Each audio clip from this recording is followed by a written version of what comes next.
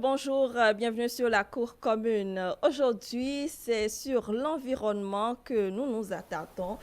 L'environnement, notre espace immédiat, comment est-ce que nous l'entretenons? Eh bien, tous les jours, nous faisons référence, ou bien nous utilisons dans dans nos tâches et autres les plastiques. Alors, comment est-ce que l'on doit faire? L'on doit gérer tous ces déchets plastiques qui, au fil des jours, polluent notre environnement, bien entendu. Nous allons parler de cette thématique jusqu'à 9 heures du matin, comme d'habitude. Et vous pouvez nous appeler sur le 98 80 93 111, 98 80 93 111 pour nous dire comment est-ce que vous gérez les plastiques chez vous. Est-ce que ça vous dérange? Et si vous avez des solutions à proposer justement afin que notre environnement puisse être beaucoup plus sain. Sur le plateau déjà ce matin, Diane Oniodia, bonjour. Prenez l'aller aussi, bonjour, bonjour à tous. Comment est-ce que vous allez? Je vais très bien. En face de vous, nous avons Cyril Awandino, bonjour.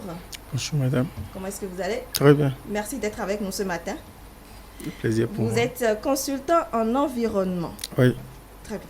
Alors, Diane, je voudrais bien vous demander comment est-ce que vous gérez, vous, vos déchets plastiques à la maison? Parce que je suis sûre que vous achetez des bouteilles d'eau, de l'eau en sachet, Absolument. un peu de tout en bouteille, en plastique et autres. Comment est-ce que vous les gérez?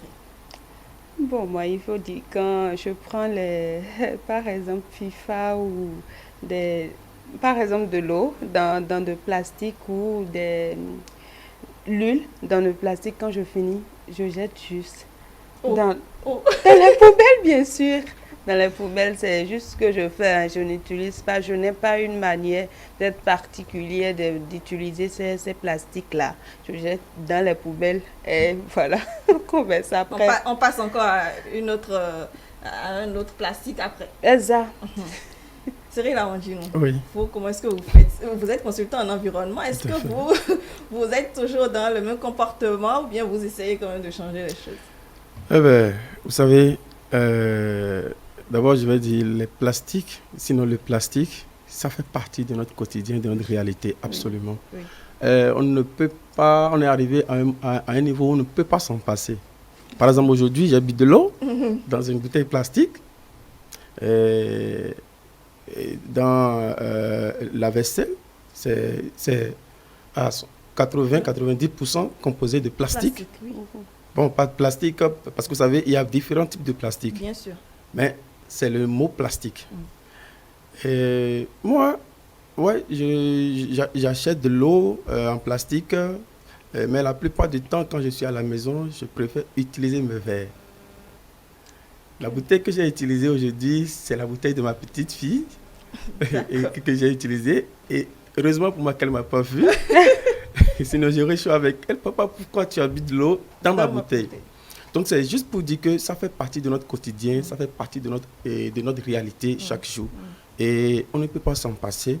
Comme vous avez su bien le dire, boire de l'eau dans un plastique, même dans chaque aspect de notre vie, il y a du plastique. Oui.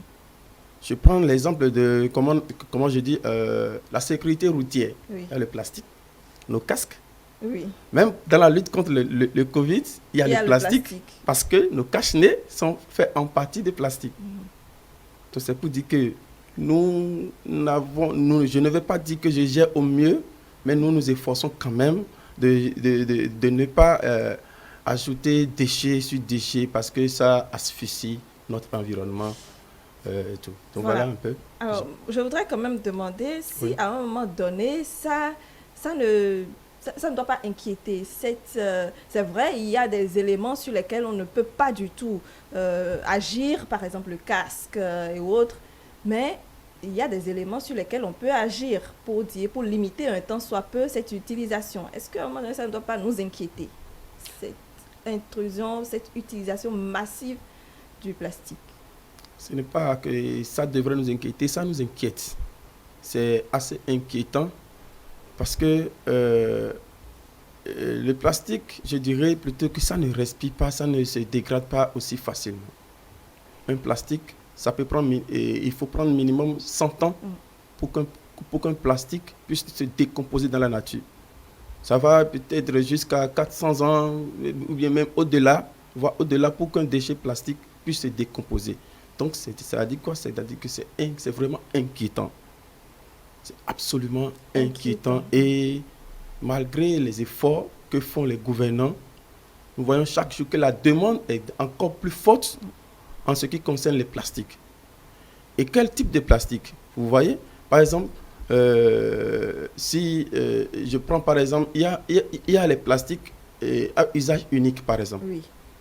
Nos verres jetables, C'est ça. nos plats jetables, les pailles que nous prenons pour boire, tout ça là, c'est des déchets plastiques qui asphyxient, qui polluent notre environnement. Et encore, je voudrais attirer notre attention sur un déchet qui fait partie de notre quotidien. Et je dirais même, pour ceux-là qui n'ont pas assez de moyens, et c'est les sachets de Pure Water. Bien Ça, sûr. dans nos maisons, devant notre devanture, partout dans la rue, il y a ça. Et c'est vraiment, vraiment inquiétant. Diane, est-ce que cela vous inquiète, vous, en tant que citoyenne? Ça m'inquiète, c'est vrai, parce que ce que je me dis, c'est qu'on n'a pas le choix. On n'a pas le choix. On ne peut que consommer, peut-être. Parce que je prends par exemple chez moi, si je rentre chez moi et qu'il y a j'ai plusieurs types de bols, et quand même, la majorité, c'est déjà fait à base de plastique. Et même quand je vais peut-être au boulot et j'ai soif, je veux prendre de l'eau. Peut-être on va me dire d'amener de bouteilles ou avec de verre. Quand je veux prendre de l'eau, tout de suite, si je ne vais pas vers les Pure Water, c'est que je prends de l'eau en bouteille, en bidon. Et c'est déjà, je ne sais pas si ce serait vraiment très possible de ne pas banaliser la surconsommation des produits qui sont faits peut-être à base de plastique ou peut-être dans lequel les plastiques contiennent, ce sont les plastiques qui sont les enveloppes de ces produits-là qu'on consomme. Ça m'inquiète du moment où j'apprends peut-être que c'est vraiment, ce n'est pas bien pour la santé, ça a des impacts négatifs sur la santé, surtout ça. Je me demande, mais qu'est-ce qu'il faut faire? Est-ce qu'il faut tout le temps respecter le fait qu'on doit sortir avec des bouteilles d'eau ou des verres d'eau et tout, utiliser ça? Mais quand même, les enfants qui sont à la maison, comment est-ce qu'ils vont pouvoir gérer? Je vais quand même pas remettre un verre. Si un enfant demande de l'eau à la maison maintenant, donner un verre à l'enfant de prendre l'eau. Et si le verre se casse, c'est plusieurs questions à la fois. Moi, il m'est arrivé hier, je me posais assez de questions. Je me dis, mais quelle solution on peut trouver? Surtout pour un enfant qui a peut-être 5 ans, même 5 ans, c'est aller trop loin, 3 ans, 4 ans, qui demande de l'eau à la maison, par exemple. Est-ce qu'il faille lui chercher un verre, lui donner de l'eau dedans, ou comment est-ce qu'il faut procéder? Et déjà, à part cela, ce que j'ai remarqué, quand on voit aujourd'hui la surconsommation des plastiques, qu'est-ce que ça cause? Déjà dans les mers, quand on va à la plage, aujourd'hui maintenant c'est propre et tout, sinon en temps quand tu vas à la plage, c'est tellement sale, Avec il y a plein de de déchets et plastiques, tout, oui. visibles ou invisibles, que ce soit dans la mer, partout. Je pense que ça devient une pollution en quelque sorte. Et les bidons qu'on utilise, quand on prend les huiles, par exemple, qui restent dans les bidons, après l'utilisation, on met ça on jette dans les poubelles. Après, je me dis, mais quand on passe au recyclage, ceux qui recyclent, est-ce que vraiment on recycle tous ces bidons-là toutefois? Parce que ceux qui recyclent, même qui lavent, qui les vendent, on les revend encore.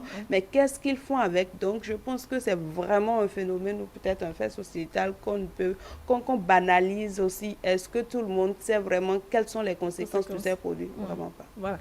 Alors, avant d'en arriver donc aux solutions, au recyclage même, disons, est-ce que, c'est vrai, vous avez dit que ça vous inquiète, ça inquiète, mais quand vous observez la société, quand vous observez nos comportements dans votre environnement immédiat, est-ce que vous avez l'impression que tout le monde partage cette inquiétude-là vis-à-vis du plastique?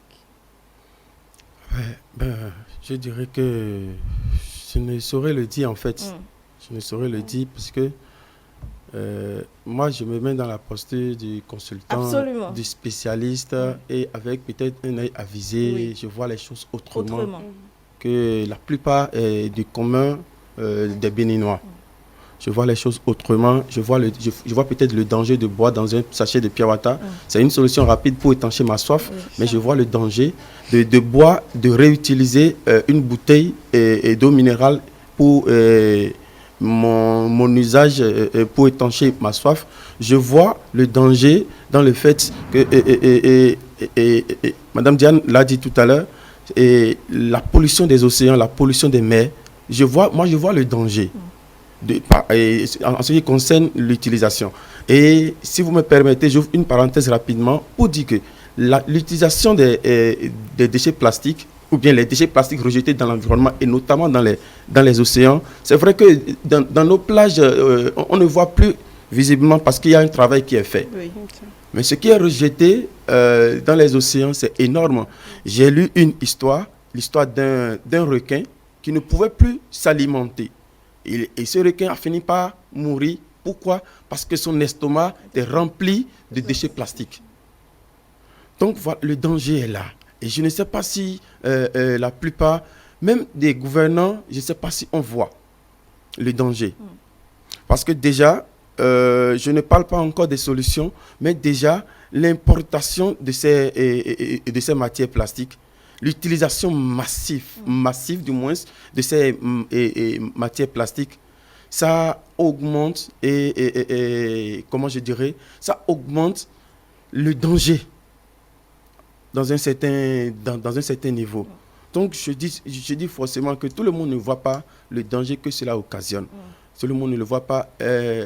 J'espère qu'un jour, et que ce ne serait pas trop tard, que nous verrons le danger que cela représente, d'abord pour nous-mêmes, notre propre santé, et c'est l'environnement d'ailleurs qui en paie vraiment le prix. Oui, et nous subissons également les conséquences à un moment donné. Tout à fait. De l'évolution des choses. C'est vrai que même aujourd'hui, quand vous voulez acheter à manger, on n'a plus forcément son plat à manger. Même si vous faites livrer, c'est dans des plastiques qu'on jette juste après dans la poubelle, mais on ne sait pas réellement comment gérer toute la poubelle qui est pleine de plastique. C'est vraiment une casse-tête. Et autres, exactement. C'est vraiment un casse-tête. Est-ce que réellement on peut, comme Diane l'a dit, limiter la consommation de ce plastique? Oui. Ma réponse tout de suite est oui. Et c'est peut-être la bonne nouvelle. Ma réponse est oui. Et quand je dis à des gens, un jour nous allons avoir une cité sans plastique, les gens me regardent et toi tu sors d'où? Tu es un extraterrestre. Je dis oui. Je suis peut-être un extraterrestre, mais on peut arriver à là. Vous allez nous dire comment est-ce qu'on pourra y arriver tout à l'heure. Retour donc sur ce plateau avec une autre invitée. Bonjour Sandra Idossou. Bonjour madame. Comment est-ce que vous allez ce matin? Ça va très bien, merci. C'est un plaisir de vous recevoir sur le plateau. Merci de m'avoir invitée. Alors vous êtes entrepreneur social, initiatrice du projet Sachet Relou. Exactement. Avec vous, donc, nous parlons de la pollution plastique. Déjà, je voudrais qu'on revienne rapidement sur notre clip du jour. Sauver la terre, sauver les mers pour les enfants. Cyril Arondino. Oui, sauver la terre, sauver les mers, c'est bien possible. C'est bien possible et c'est le souhait, c'est le désir pour que notre environnement puisse respirer encore. Bien respirer, parce qu'avec les déchets plastiques, notre environnement est asphyxié. Et surtout nos mers, nos océans sont asphyxiés. Donc je crois que ça pourrait arriver, même si c'est une utopie pour certaines personnes. Oui, pour beaucoup c'est une utopie qu'on ne pourrait jamais se passer des déchets plastiques. On ne pourrait jamais se passer des plastiques, de la matière plastique. On peut y arriver. On peut y arriver, oui. Diana. Sauver la terre, sauver la mer pour les enfants, tout en limitant peut-être la production, la consommation déjà et donc la production des plastiques. Voilà. Alors Sandra Idossou, je voudrais bien vous demander, vous gérez comment vos déchets plastiques? Alors, c'est une très belle question. Déjà, je n'utilise pas beaucoup de plastique. Ce qui fait que je n'ai pas beaucoup de déchets. depuis plusieurs années, j'ai opté pour une façon de vivre où j'ai rarement du plastique. Je vous donne un exemple. Quand je dois acheter quelque chose, je demande toujours, d'abord, je ne mange pas dans le sachet plastique, je n'accepte pas les emballages en plastique, j'ai toujours des sacs, j'ai un bol, j'ai un panier, j'ai tellement de choses autour de moi que quand je me retrouve avec quelques déchets parce que je n'ai pas le choix, parce que j'achète des produits qui sont déjà emballés à l'origine dans ces plastiques. Malheureusement, je ne peux rien faire. J'ai essayé de mettre en place à la maison le tri sélectif. Malheureusement, ça ne sert pas à grand-chose parce qu'une fois que les ONG viennent ramasser les déchets, ben, ils mettent tout ensemble. Donc, du coup, ben, ça change. Ça revient à la même chose. Donc, du coup, à mon niveau, ce que je fais, c'est de réduire. C'est de réduire pour que dans mes déchets, je n'ai pas beaucoup de plastique. Très bien. Ou alors de réutiliser. Voilà. Quand j'achète, par exemple, un produit qui est dans un bol, je ne le jette pas. Je vais l'utiliser plusieurs fois avant de le jeter. L'utiliser plusieurs fois, c'est vrai que c'est l'une des solutions, mais on n'a pas forcément envie de le réutiliser. On a envie de neuf et autres. Je pense que si on comprend l'enjeu, on doit pouvoir faire des efforts. C'est parce qu'on consomme sans être conscient. Mais quand on est conscient dans la consommation, c'est-à-dire que moi, je n'achète pas juste comme ça. J'achète en étant consciente de mon achat. Quel est l'impact, comment ça développe même nos économies locales. Pourquoi j'achète du consommé local, par exemple, au lieu d'acheter de l'importé. Je veux dire, quand on fait des achats conscients, à ce moment-là, on arrive à réduire notre impact écologique. Et c'est ce à quoi il faut y arriver. Il faut que dans notre façon de consommer, qu'avec chaque achat, on se dit, qu'est-ce que je suis en train de faire? Est-ce que je contribue ou est-ce que je suis en train de polluer encore plus? Et pour moi, on peut arriver à ce monde en réduisant notre consommation plastique si on se pose les vraies questions. Alors, pourquoi justement, on n'arrive pas à se poser ces questions? Parce qu'on se dit, c'est pas à nous de le faire. Au fait, on est dans un monde où on dit que c'est aux autres de faire. La preuve, c'est que nous sommes là, on va dire, les autres n'ont qu'à faire, l'autre n'a qu'à faire, l'État n'a qu'à faire, les associations. On est toujours en train de rejeter le tort vers les autres et on ne se met pas nous-mêmes, on ne se sent pas impliqué. Donc, je pense qu'il y a ce phénomène, mais bien évidemment, il y a aussi le phénomène des industriels. On est dans une société où ceux qui ont l'argent, ceux qui polluent le plus sont ceux qui ont de l'argent et donc malheureusement, c'est eux qui nous font subir parce que les pauvres n'ont pas grand-chose à dire et donc malheureusement, ça prend du temps, mais ça n'empêche pas qu'il faut continuer par en parler, par sensibiliser. Ce matin, en faisant cette émission, vous aurez beaucoup de personnes qui vont nous suivre.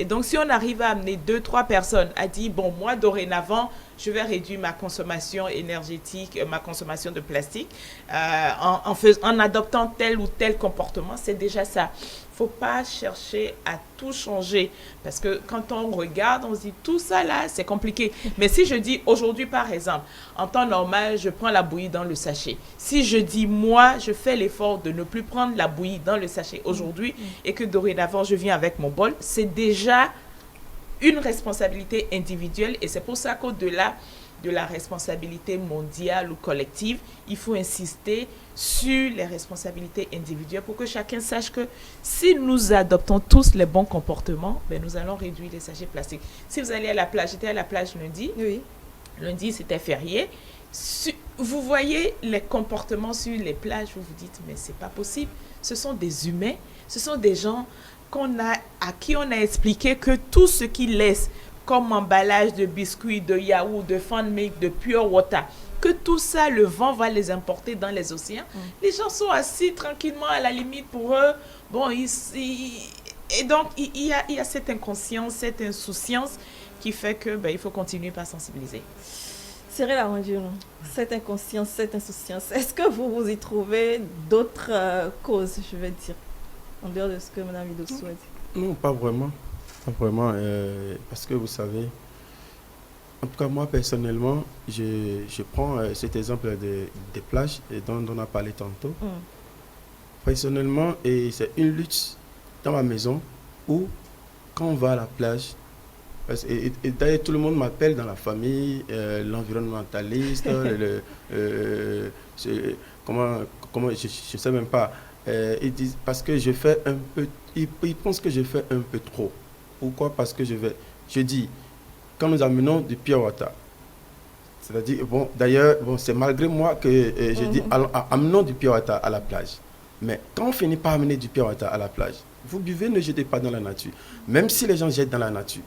Et je dis, prends le sachet, mais ça, on constitue, comment on l'appelle, une petite poubelle. Oui.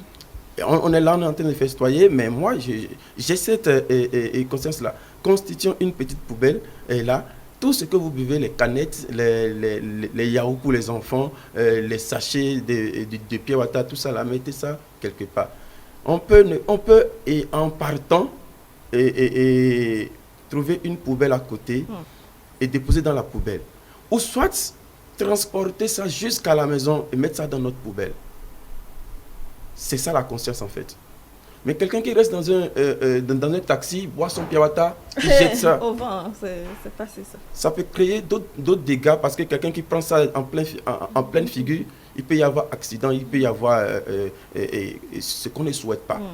Donc la conscience, comme Madame Sandra l'a dit, c'est d'abord personnel et ce sera grâce aux sensibilisations comme cette émission, parce qu'il y a beaucoup encore qui ne savent pas le danger qu'ils courent par l'utilisation des sachets plastiques et de la matière plastique. Beaucoup ne savent pas encore quel est le danger qu'ils courent. Le danger sur la santé, le danger sur l'environnement. Et même quand on parle d'environnement, les gens se disent, bon... C'est pas pour aujourd'hui. C'est pas pour aujourd'hui. C'est pas pour demain vendredi non plus. Voilà. Or, c'est petit à petit que l'environnement prend un coup.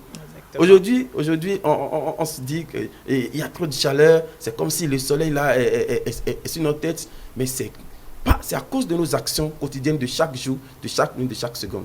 Donc il faut que la conscience vienne, déjà par les sensibilisations. Je crois que si la conscience vient, c'est déjà un début de solution pour la limitation, l'interdiction et la suppression, si possible, des déchets plastiques. C'est pourquoi je disais tantôt qu'une cité sans sachet, c'est bien possible. Diane, est-ce que cela vous interpelle? Je pense que tout se trouve dans la gestion des déchets. Comment est-ce qu'on gère?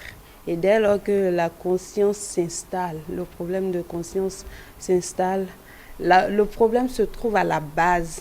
On peut toutefois sensibiliser. On peut toutefois bannir cela, l'utilisation, la consommation de ces plastiques-là.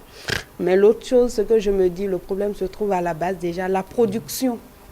Est-ce qu'on peut limiter déjà la production? Parce que ce que je vois, ce que je pense, c'est qu'il y a plus de production de plastique que recyclage. Parce que autant qu'on produit, ce n'est pas autant qu'on trouve des gens qui recyclent, ou il y a des personnes qui font des recyclages de ces déchets-là, de ces plastiques-là.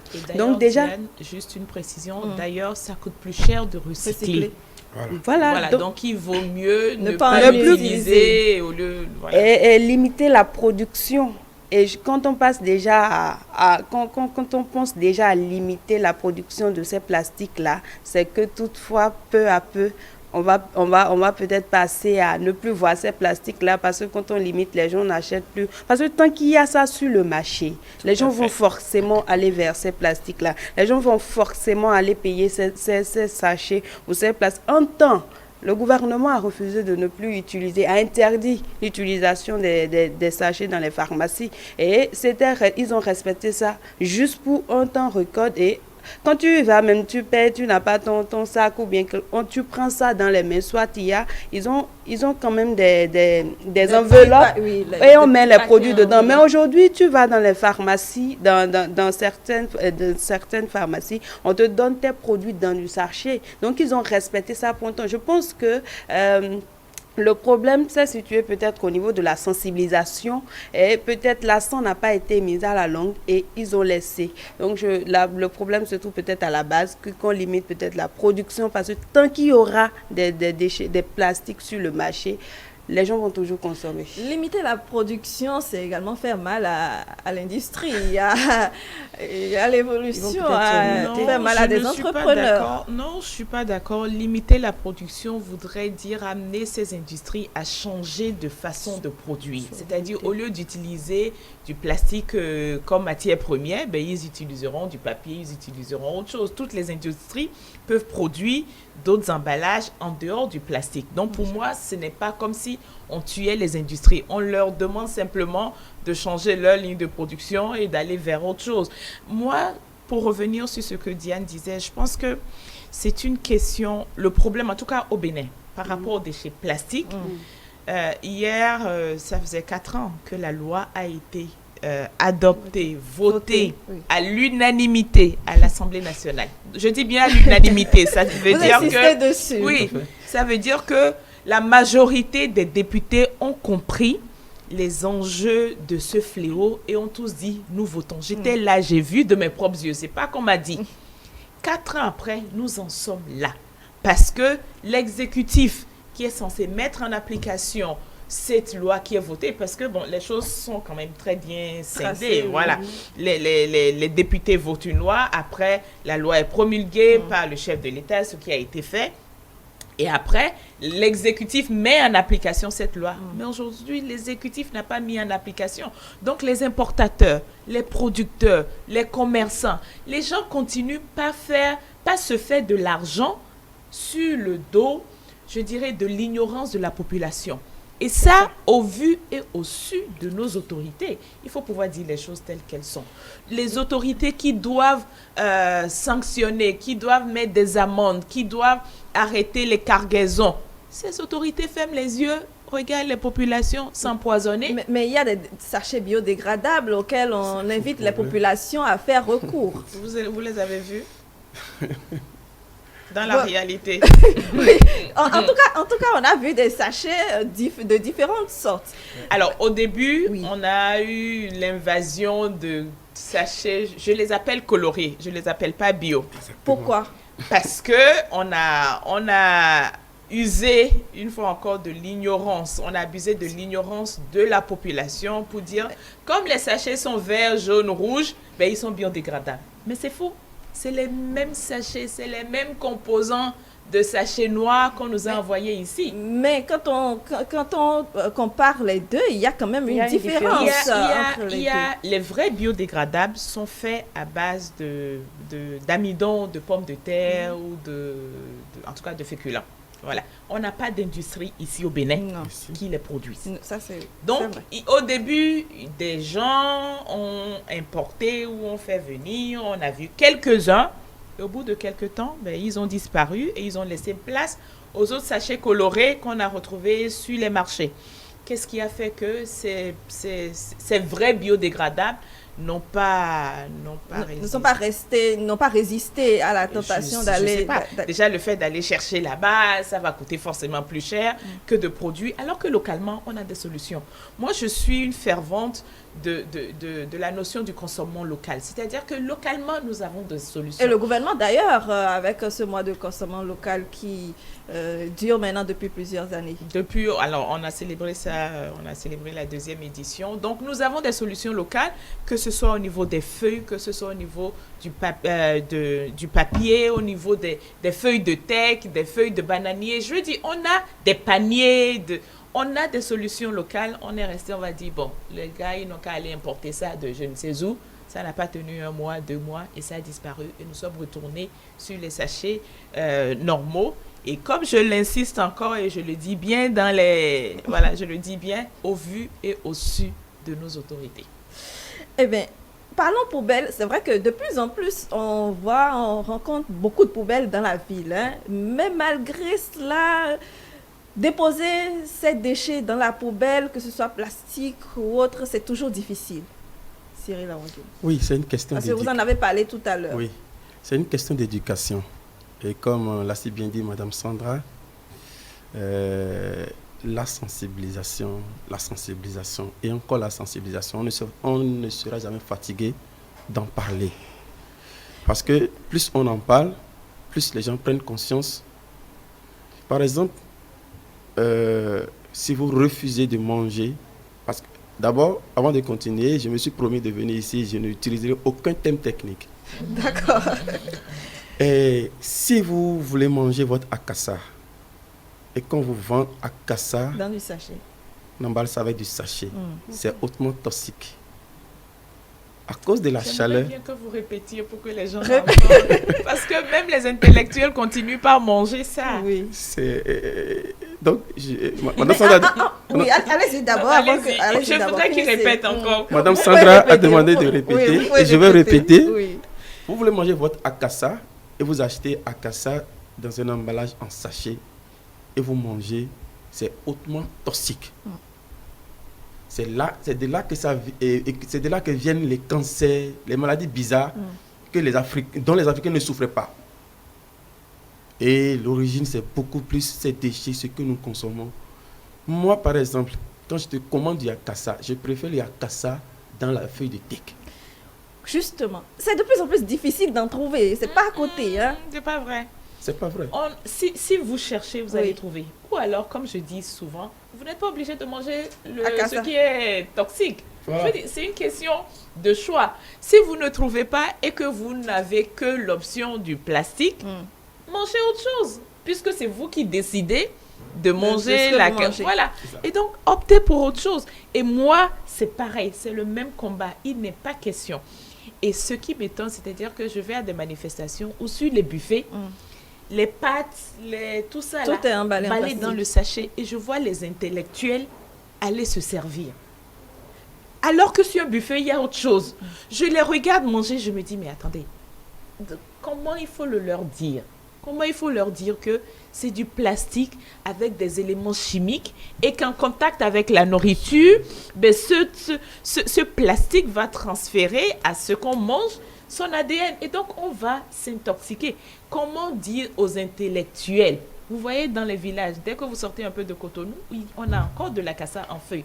Et c'est d'ailleurs pour toutes ces raisons que dans les villages, les gens ils sont en meilleure santé que nous ici. Et donc franchement, nous devons faire des efforts pour que dans le quotidien, il ne faut pas que ça reste dans les discours, mais dans le quotidien, que comme il a dit, si je dois acheter de l'akassa, c'est feuille de teck ou feuille de bananier ou rien. C'est comme ça. Et ce n'est que comme ça que petit à petit, la sensibilisation va prendre. Mais si on reste sur les grands discours et tout, ça ne va pas se faire. Vous pouvez poursuivre. C'est vrai qu'on vous a coupé un peu. Oui, Oui, mais elle a développé mon idée et c'est assez réjouissant parce que je préfère perdre de l'argent que de me rendre malade. Parce que quand je demande, je veux du akassa, et comment on va du akassa dans du sachet, je dis je ne mange pas. Ah, on n'a pas trouvé, et dans le fait, je dis je ne mange pas. Soit tu vas jeter, ou soit tu retournes. Je préfère perdre cet argent-là. Donc, je reviens sur la question de conscience. Si chacun a conscience. La bonne dame qui vend du truc là. Un jour, moi, j'étais allé acheter, je voulais du akassa. Elle m'a proposé du akassa en sachet. Mais je lui ai demandé, mais ça, c'est dangereux ce que vous faites. D'abord, ce n'est pas bon pour vous. Parce que vous-même, vous allez en consommer sûrement. Les enfants Et vont en consommer. voilà, les enfants vont en consommer. Et ça diminue déjà l'intelligence de nos enfants. Même si aujourd'hui, on dit que les enfants d'aujourd'hui sont très intelligents. Mais déjà, leur QI est altéré par tout ce qui mange. Exactement.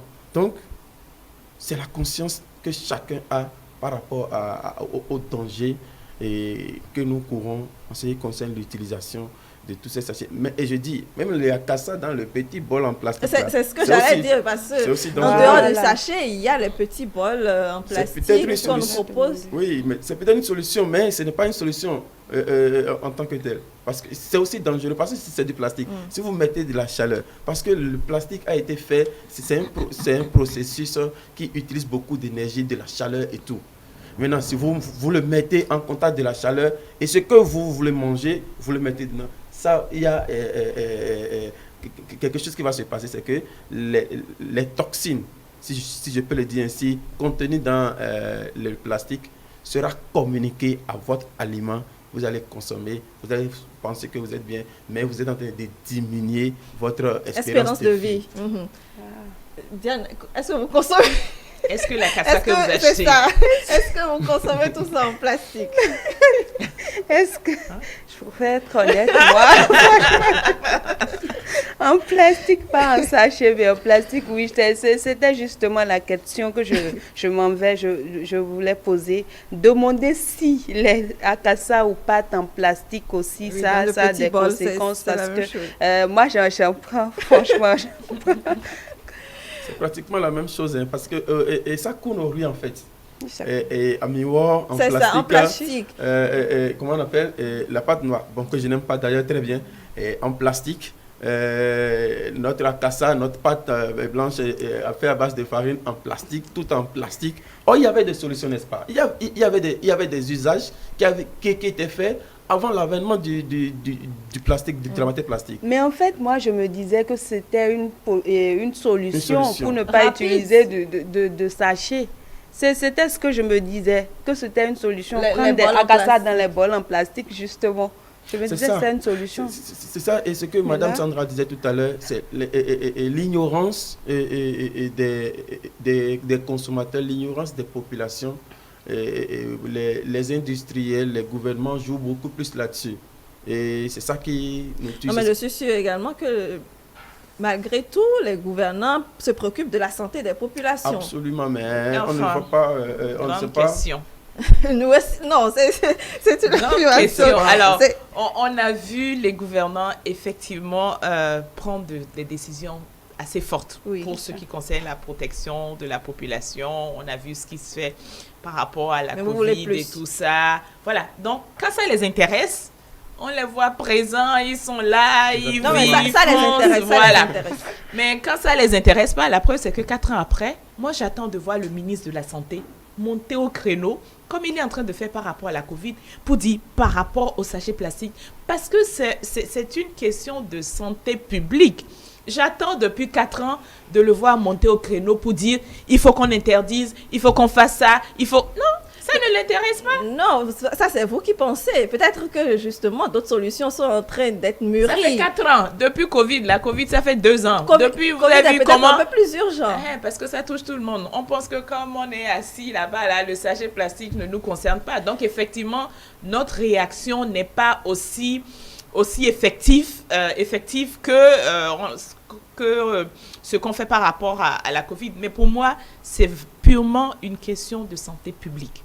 Nous devons lui donner toute notre attention, comme nous le faisons, par rapport à toutes les maladies qui nous entourent. Et c'est justement parce qu'on se dit, ah, sachez, bon, c'est pas aussi grave. C'est pour ça, justement, qu'on n'arrive pas à réagir.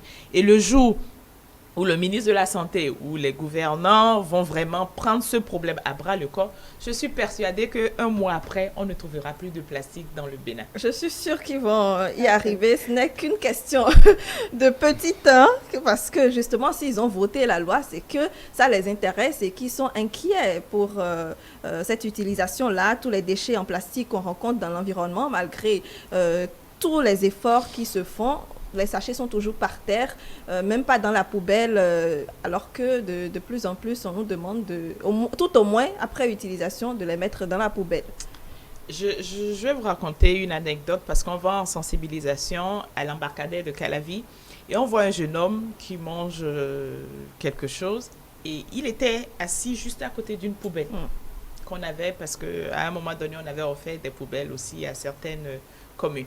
Donc, à côté de la poubelle, et il met son déchet par terre.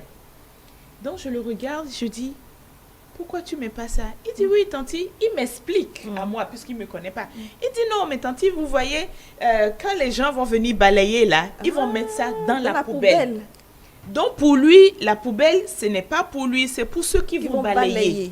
Et il me l'explique de façon innocente, que non, ni Esaïo, ils vont mettre ça dans la poubelle. Donc, il y a une question, effectivement, d'éducation pour dire, la poubelle, c'est pas pour faire beau. La poubelle, c'est que tout ce qu'on a comme déchets doit aller directement à la poubelle. Et c'est pour ça qu'au niveau de la sensibilisation, nous devons continuer par marteler, par insister, par le dire dans les écoles pour que les enfants petit à petit adoptent des bons comportements. Mais c'est étonnant de voir même les adultes dans des voitures de luxe ouvrir leur vitre et jeter dehors. Et ça, j'en vois tous les jours. Et donc, c'est vraiment une question d'éducation et de sensibilisation. Alors, c'est vrai que vous voulez qu'on ait... Bon, on veut qu'on limite un peu la consommation. Un peu plus tôt, Diane parlait de ses enfants. Les enfants aujourd'hui ont des matériels tout en plastique, que ce soit du biberon jusqu'au plat à manger, les gouttes pour aller à l'école. Mais comment gérer tout cela également? Parce qu'en réalité, on ne peut pas... Quelle solution, Cyril, avant de dire d'abord? Déjà, avec les enfants, c'est un peu plus la question est un peu plus compliquée encore parce que les enfants utilisent pratiquement le sachet et le plastique. Oui. Moi, en fait, je voulais en parler et ça m'avait échappé. Le problème, c'est quoi? Le problème, c'est d'abord les plastiques à usage unique. Voilà. Les sachets, les plastiques à usage unique. Si déjà on peut ne pas en consommer, c'est-à-dire ne pas aller acheter les pailles pour prendre les trucs là, limiter ou bien interdire ou bien je m'interdis de ne plus utiliser les verres jetables, les plats jetables, les fourchettes jetables et tout. Et en tout cas tout ce qui est à usage unique. Parce qu'une fois qu'on l'utilise, on jette. Si on peut déjà limiter cela, c'est un début de solution. Tout à fait. Parce que c'est ça la masse, la proportion de déchets dans les déchets plastiques. Les plastiques à usage unique prennent une grande proportion. Une grande proportion. Donc, déjà pour les enfants, je ne sais pas. Mais est-ce que ce ne serait pas bien d'avoir pour les enfants, en ce qui concerne les goods par exemple, les bouteilles en inox ou bien en aluminium pour déjà pallier au problème de plastique. Pour biberon, je ne sais pas comment ça va se passer. Bien sûr. Je ne sais pas non plus, je n'ai pas la solution. C'est compliqué. Mais je me dis, au lieu de s'attaquer à ce qui nous paraît immense, allons sur des choses que nous avons, sur lesquelles nous avons la possibilité d'agir. Oui. Et pour moi, tout à fait, comme il vient de le dire, moi, c'est pour ça que mon combat, c'est le sachet plastique. Je ne mène pas un combat contre le plastique en général. Parce que c'est trop important et je voudrais que petit à petit, nous changions notre comportement parce que le sachet plastique que nous utilisons, comme il a si bien dit, c'est des usages, c'est du plastique à usage unique. Donc, moi, c'est ça mon combat. Évidemment, quand on parle de plastique, c'est au-delà du sachet plastique. Mais commençons déjà par ça. Mais pour moi, c'est aussi par rapport au comportement individuel. Je vais à une réception la semaine dernière et il y avait les verres jetables. Ça, tout le monde dit, oui, tu prends, tu jettes et tout ça. Et je vois en temps normal, c'est pour ça que j'ai souvent un gros sac. J'ai mon sac, j'ai mon gobelet, j'ai un verre, j'ai ce qu'il faut. Et ce jour-là, j'avais un petit sac dont je n'avais pas. Et je vais gentiment vers l'hôtesse et je lui demande, est-ce qu'elle peut me trouver un verre? Elle m'a trouvé un verre à moi. Donc, les autres buvaient, jetaient, et moi, j'ai pris un verre. C'est pour dire que, individuellement, on peut faire certains efforts.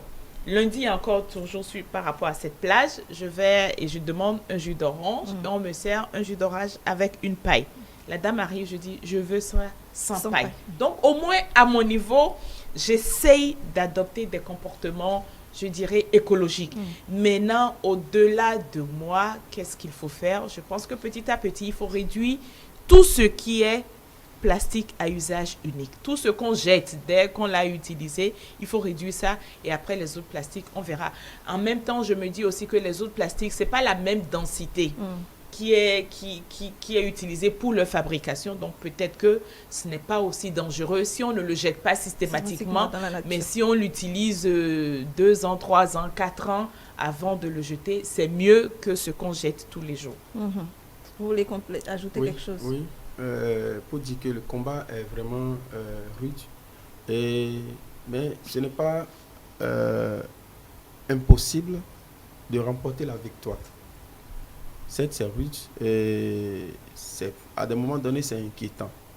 Comment est-ce que nous pouvons nous en sortir en ce qui concerne l'usage des déchets plastiques, des sachets plastiques et tout?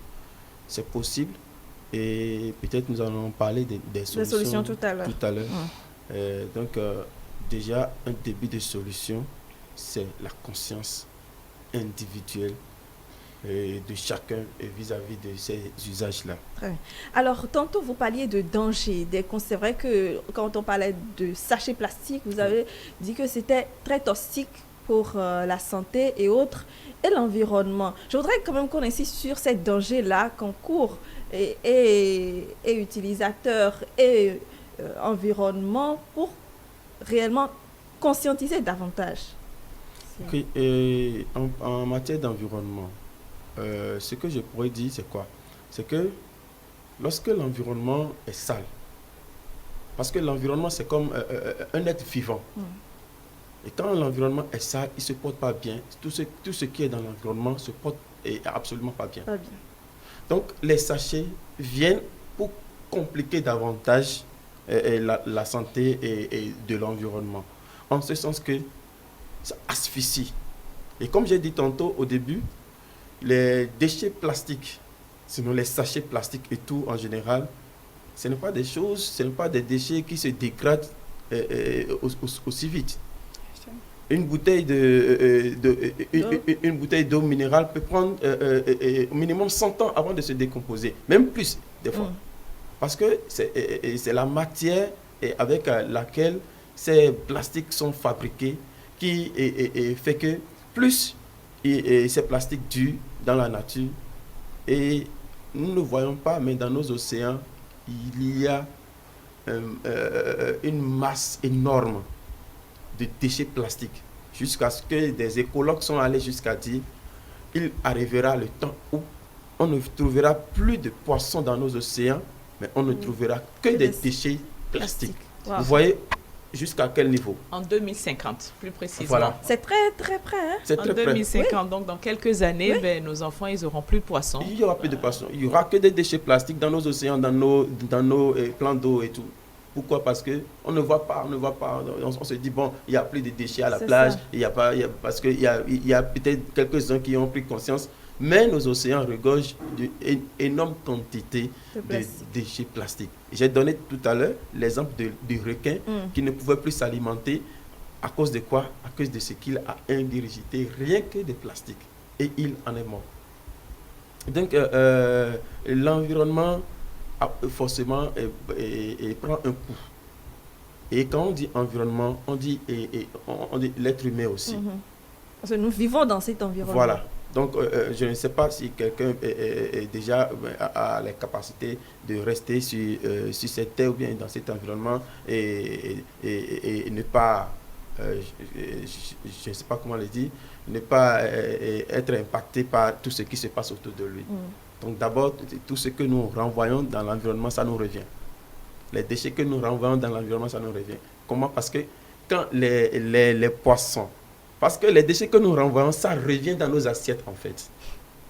Oui. On va se nourrir mal. Voilà. On est en train de manger le plastique au fait. Voilà, on est en train de manger. Voilà, on est en train de manger le plastique.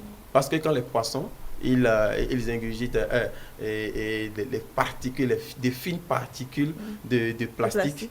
Et leur corps accepte cela et ça revient dans notre assiette. Nous mangeons, ça c'est du bon poisson de mer. Le poisson est gros, on dit, il est gros là. Mais c'est du plastique que nous mangeons en réalité. C'est un peu ça et c'est bien dommage. Oui, alors, je voudrais revenir sur le fait que les déchets plastiques, enfin les sachets plastiques, quand nous les utilisons et que nous les jetons, J'explique souvent en disant que pour produire un sachet plastique, ça prend moins de 20 secondes. Au niveau industriel, Oui, 20 secondes de production. Oui. Leur utilisation chez nous, ça prend à peu près 20 minutes. D'accord? Entre le moment où on l'achète, où Bien on sûr. mange et tout, et on l'a jeté. Mais une fois qu'on l'a jeté, ce plastique va prendre 400 années dans la nature. Imaginez bien, 400 années. Ça vous a pris juste 20 minutes pour l'utiliser. Et au-delà de vous, regardez les générations qui vont suivre. 400 années dans la nature. Et quand on dit dans la nature, dans les cours d'eau, comme il l'a si bien dit, c'est dans la terre. Donc aujourd'hui, nos terres sont bouchées. Tout ce que nous plantons ne pousse plus bien parce que les terres ne sont plus fertiles. Les terres sont jonchées de plastique et donc ces terres n'arrivent plus à produire. Et à la fin, qu'est-ce qu'on est obligé de faire? Engrais chimiques et tout ça, pesticides, parce que la terre ne donne plus. Au-delà de la terre, ces déchets plastiques se retrouvent dans nos égouts, dans les caniveaux. Et donc, quand il va pleuvoir, évidemment, comme les caniveaux sont bouchés, l'eau ne va plus couler. Et qu'est-ce qui va se passer? Inondation, on est dans l'eau, on se plaint. Il y a les moustiques, mais les moustiques sont venus comment? Les moustiques sont venus parce qu'il y a des égouts, il y a de l'eau qui stagne. Et pourquoi l'eau stagne? Parce qu'il y a des déchets plastiques. Au fait, cet usage de 20 minutes... C'est un enchaînement, exactement. Et c'est pour ça qu'il faut prendre le temps d'expliquer. Pour dire qu'au-delà de soi, cet usage de 20 minutes que je viens de faire avec mon sachet plastique dans lequel j'ai acheté le Atapo Tevico, au-delà de moi, 400 années après, c'est là et c'est en train de détruire nos sous-sols. C'est en train de détruire la terre que nous laissons à nos enfants. Parce que demain, comme il a si bien dit, en 2050, on est en 2021, 22 bientôt. Donc, dans quelques années, 28 ans, c'est ça, 28 ans. Dans 28 ans, nos enfants ne sauront même pas à quoi ressemble le poisson. Parce que si vous voulez être choqué, allez juste à la plage ici, regardez les pêcheurs ramener leurs filets. Vous allez voir qu'ils ont plus de déchets plastiques dans leurs filets. Après tous ces efforts à tirer leurs filets, quand ils ramènent, ils ont les pots de yaourt, les pots de banane, les pots de Fanmic, un bout de tapette en plastique, une bouteille d'eau quelque part. Ils ne ramassent que ces déchets plastiques. Et donc, dans quelques années, les poissons, on n'en aura plus. Et on sera là à se plaindre, oui, il y a la famine, nos cours d'eau, mais ce sont nos comportements. Et donc, il faut que nous comprenions que, au-delà de nous, nous causons beaucoup de tort à notre environnement. Nous causons beaucoup de tort parce que, aujourd'hui, dans les ménages, les femmes utilisent, par exemple, le sachet plastique pour brûler, pour faire le feu. Pour faire le feu, oui. C'est dangereux. C'est dangereux parce que c'est des éléments toxiques qu'elles sont en train de respirer, mais au-delà d'elles, c'est tous ceux qui sont là, qui sont en train de respirer. L'air est pollué à cause de ces comportements-là aussi. Évidemment, il y a l'essence, il y a tout ça, mais nous avons surtout les déchets que nous utilisons, le plastique que nous utilisons pour faire le feu. La bonne dame va revenir du marché avec l'huile dans le plastique, dans le sachet. Elle va utiliser le bout de l'huile là pour mettre dans la casserole. Ça fait chier. Non, parfois même met le sachet dans la casserole pour que ça s'éclate. C'est ça. Et l'huile. Voilà. Et donc, une fois qu'on l'a jeté, 400 années, on est en train de faire du tort à notre environnement. Et donc, c'est une question de vie et de mort. C'est pour ça que moi, tous les jours, j'en parle. Quelqu'un m'a dit, mais tu n'es pas fatiguée? Je dis, mais j'en parle parce que je me dis, ce n'est pas normal qu'on se taise. C'est tellement catastrophique. Aujourd'hui, on est en train de parler de réchauffement climatique. On est en train de parler des inondations. On est en train de parler de plein de dégâts liés à la façon dont nous gérons l'environnement. Et je voudrais insister, parce que quand on parle d'environnement, beaucoup de nos concitoyens pensent que c'est une question de riches. Ils se disent... Ça là, c'est pour les autres. Voilà. Donc ça lui, je suis sûre qu'on l'appelle le Yovo dans son quartier parce qu'il fait... Il a déjà des surnoms. Exactement. Donc, il faut qu'on comprenne que protéger l'environnement, c'est d'abord une question de pauvres. Nous, on n'a pas les moyens, par exemple. Moi, je le dis, on n'a pas les moyens d'aller en Europe pour nous faire soigner. Donc, on n'a pas... Je veux dire, c'est les pauvres qui doivent tout faire pour être en bonne santé. Parce qu'on n'a pas les moyens nécessaires. Et donc, pour nous, Nous devons absolument agir et au quotidien. N'attendons pas les grands discours, mais au quotidien, que chacun dise, est-ce que moi, le petit Atako Teviko ou bien la petite bouillie que j'ai acheté là, 400 années, je voudrais juste que les spectateurs gardent ce chiffre en tête. 400 années après moi, imaginez le nombre de générations après vous. Et ces enfants-là, vos petits-enfants, vos arrière-petits-enfants vont subir ce dégât parce que vous, aujourd'hui, vous avez été irresponsable et vous avez jeté un sachet plastique comme ça dans la nature. Très bien. Alors, je voudrais vous proposer qu'on suive quelques citoyens qu'on a questionnés sur le sujet. Est-ce qu'ils en savent vraiment quelque chose? On va les suivre et on revient.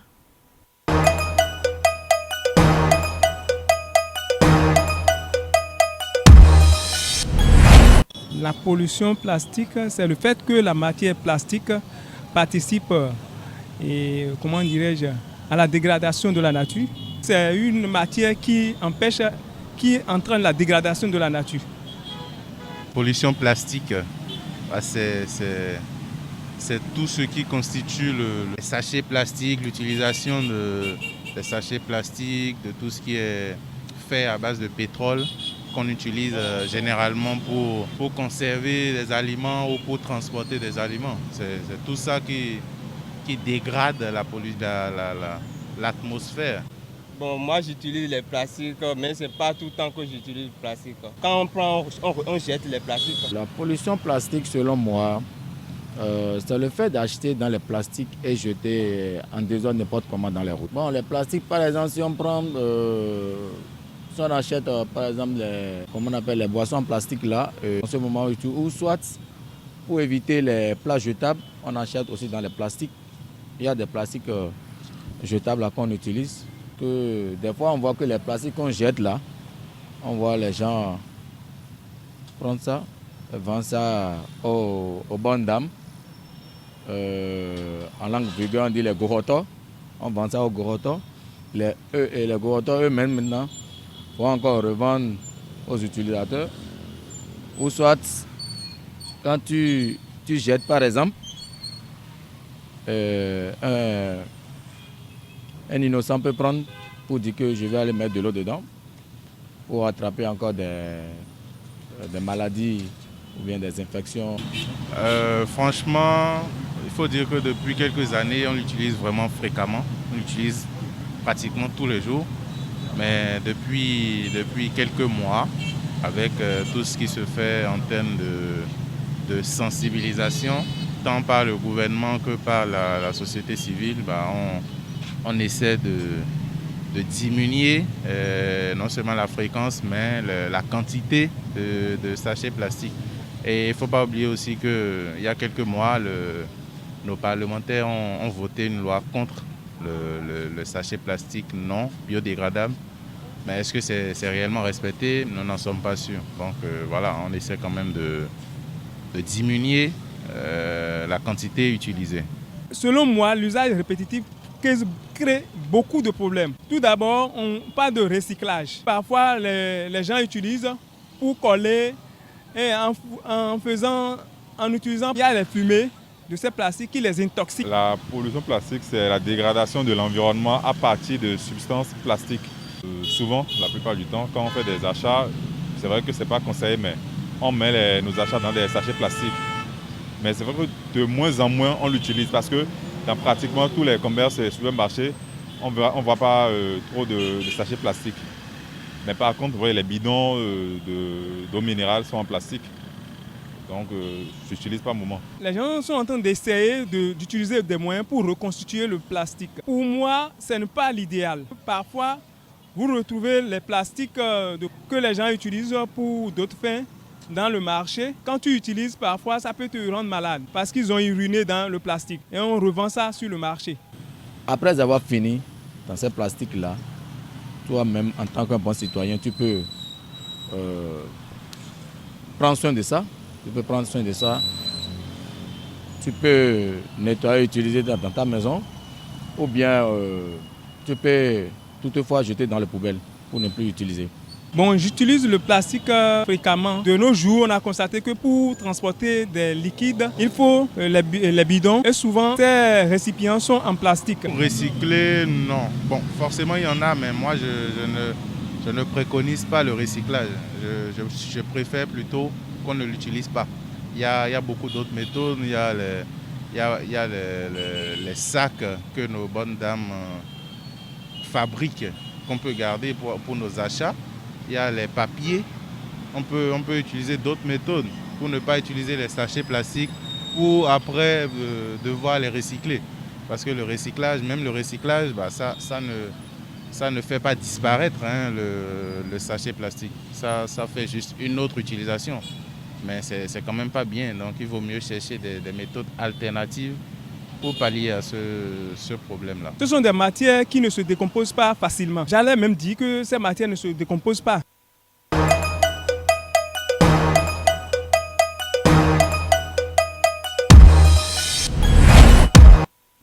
Voilà, donc c'était l'avis de quelques citoyens sur la pollution plastique. Cyril Arongino, vous en retenez quoi? D'abord, j'ai souri quand j'ai suivi tout ça. Oui. Pourquoi? Parce que déjà, il y en a qui ne savent pas. Bon, peut-être qu'ils n'ont pas eu les mots corrects pour définir ce que c'est que la pollution plastique ou bien le déchet plastique. Il y en a, donc c'est ce qu'on disait tout à l'heure. Les gens ne savent pas en fait quel est le problème et quels sont les dangers qu'on encourt. Bon, il y en a quand même quelques-uns qui ont cette conscience. Bon, je m'en tiens à ce qu'ils ont dit. Je m'en tiens à ça. Dans la réalité, c'est ça, qu'est-ce dans la qui réalité se passe des faits, oui. Dans la réalité, après le passage de Italie, qu'est-ce qui se passe vraiment? Qu'est-ce qui se passe vraiment? Donc, c'est un peu ça. Et comme je l'ai dit, vraiment, je reviens toujours à ce point où il faut que nous travaillions à ce que chacun prenne conscience du danger qu'il encourt en matière d'utilisation des sachets. Des sachets, des plastiques et tout. Donc, Diane? Alors, il y a quelqu'un qui a parlé qu'il préfère qu'on n'utilise pas. Juste parler encore de recyclage. Donc, je préfère que si tout le monde pouvait comprendre ça ainsi et limiter, ne pas utiliser, pour qu'on n'en parle même pas de recyclage, parce que, comme je le disais à l'entame de cette émission, on fait le recyclage, mais c'est pour que d'autres aussi les utilisent pour autre chose, et transformer autrement. Donc, autant ne pas l'utiliser. Sandra Idosso. Moi, je trouve que les intervenants ont bien résumé cela, et si, à mon avis, ils comprennent ce qu'ils ont dit là, ce serait déjà un grand pas. Ce qui veut dire qu'au-delà de ce qu'ils ont dit dans leurs gestes au quotidien, ils font attention pour ne pas en utiliser. Et donc, oui. Maintenant, ce qui serait bien, c'est peut-être de faire un micro-trottoir comme ça dans un marché. Parce que ceux-là, c'est les intellectuels, hein, c'est les gens de la ville ici, là. Mais aller au marché et demander aux bonnes dames qui vendent, voilà, et ceux qui achètent, comment est-ce qu'ils voient ça? Est-ce qu'eux, ils comprennent que dès qu'ils ont mis l'emballage là dans le plastique comme ça, c'est 400 années? C'est vrai que dans nos marchés, tout de suite, l'utilisation, c'est là où on l'utilise le plus. Parce ça n'a pas changé. Quand on veut acheter quelque chose très rapidement, on achète et on jette. Le lendemain, on balaie, peut-être on essaie de les mettre dans la poubelle. L'utilisation est donc très, très quotidienne. Parce que même nous qui utilisons le marché, quand nous allons au marché, on achète de l'eau, et donc on jette tout de suite après par terre en espérant que demain, celles qui vont balayer... Je vais vous donner un exemple d'une femme qui va au marché. De façon, la moyenne du temps, la dame va utiliser peut-être 12 sachets par jour. Parce qu'elle va acheter la tomate. La tomate est dans un sachet. Et doublé. On te dit non, tanti m'a doublé. Nous, voilà. Ça va pas tomber. Donc le sachet, la tomate, l'oignon, le piment, l'huile, le poisson, le crabe, la farine, enfin bref. Et donc, dans chaque achat a au moins 2 sachets. Oui. Donc, quand elle va rentrer à la maison, elle va se retrouver, comme je dis, 20 minutes du marché à ce qu'elle arrive à la maison, 20 minutes en moyenne. Mais dès qu'elle arrive là, elle se retrouve avec une douzaine de sachets plastiques. Qu'est-ce qu'elle en fait? Et ça, c'est quotidiennement. La quantité de déchets plastiques que nous utilisons aujourd'hui, il y a une étude qui a été faite il y a quelques années.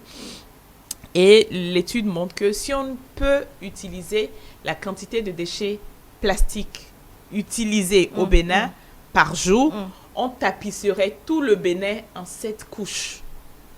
Tout le Bénin? Tout le Bénin en 7 couches.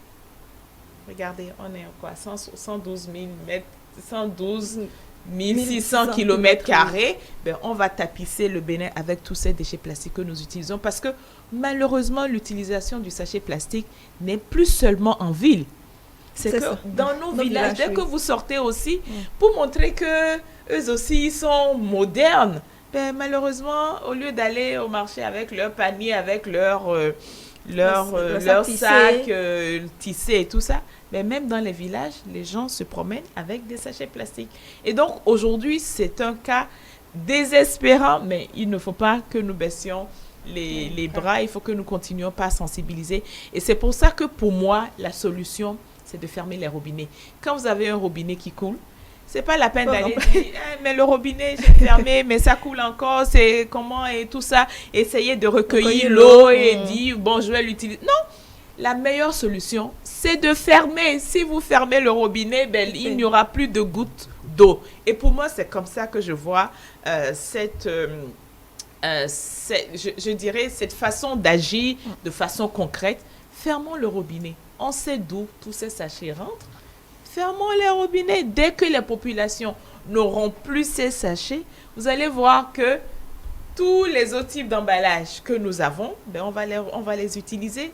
Mais c'est parce que pour l'instant, c'est tellement facile d'avoir le sachet qu'on ne creuse plus les ménages, on les prend systématiquement. Et ça coûte très moins cher aussi. Voilà. Mais dès qu'il n'y en aura plus, vous allez voir.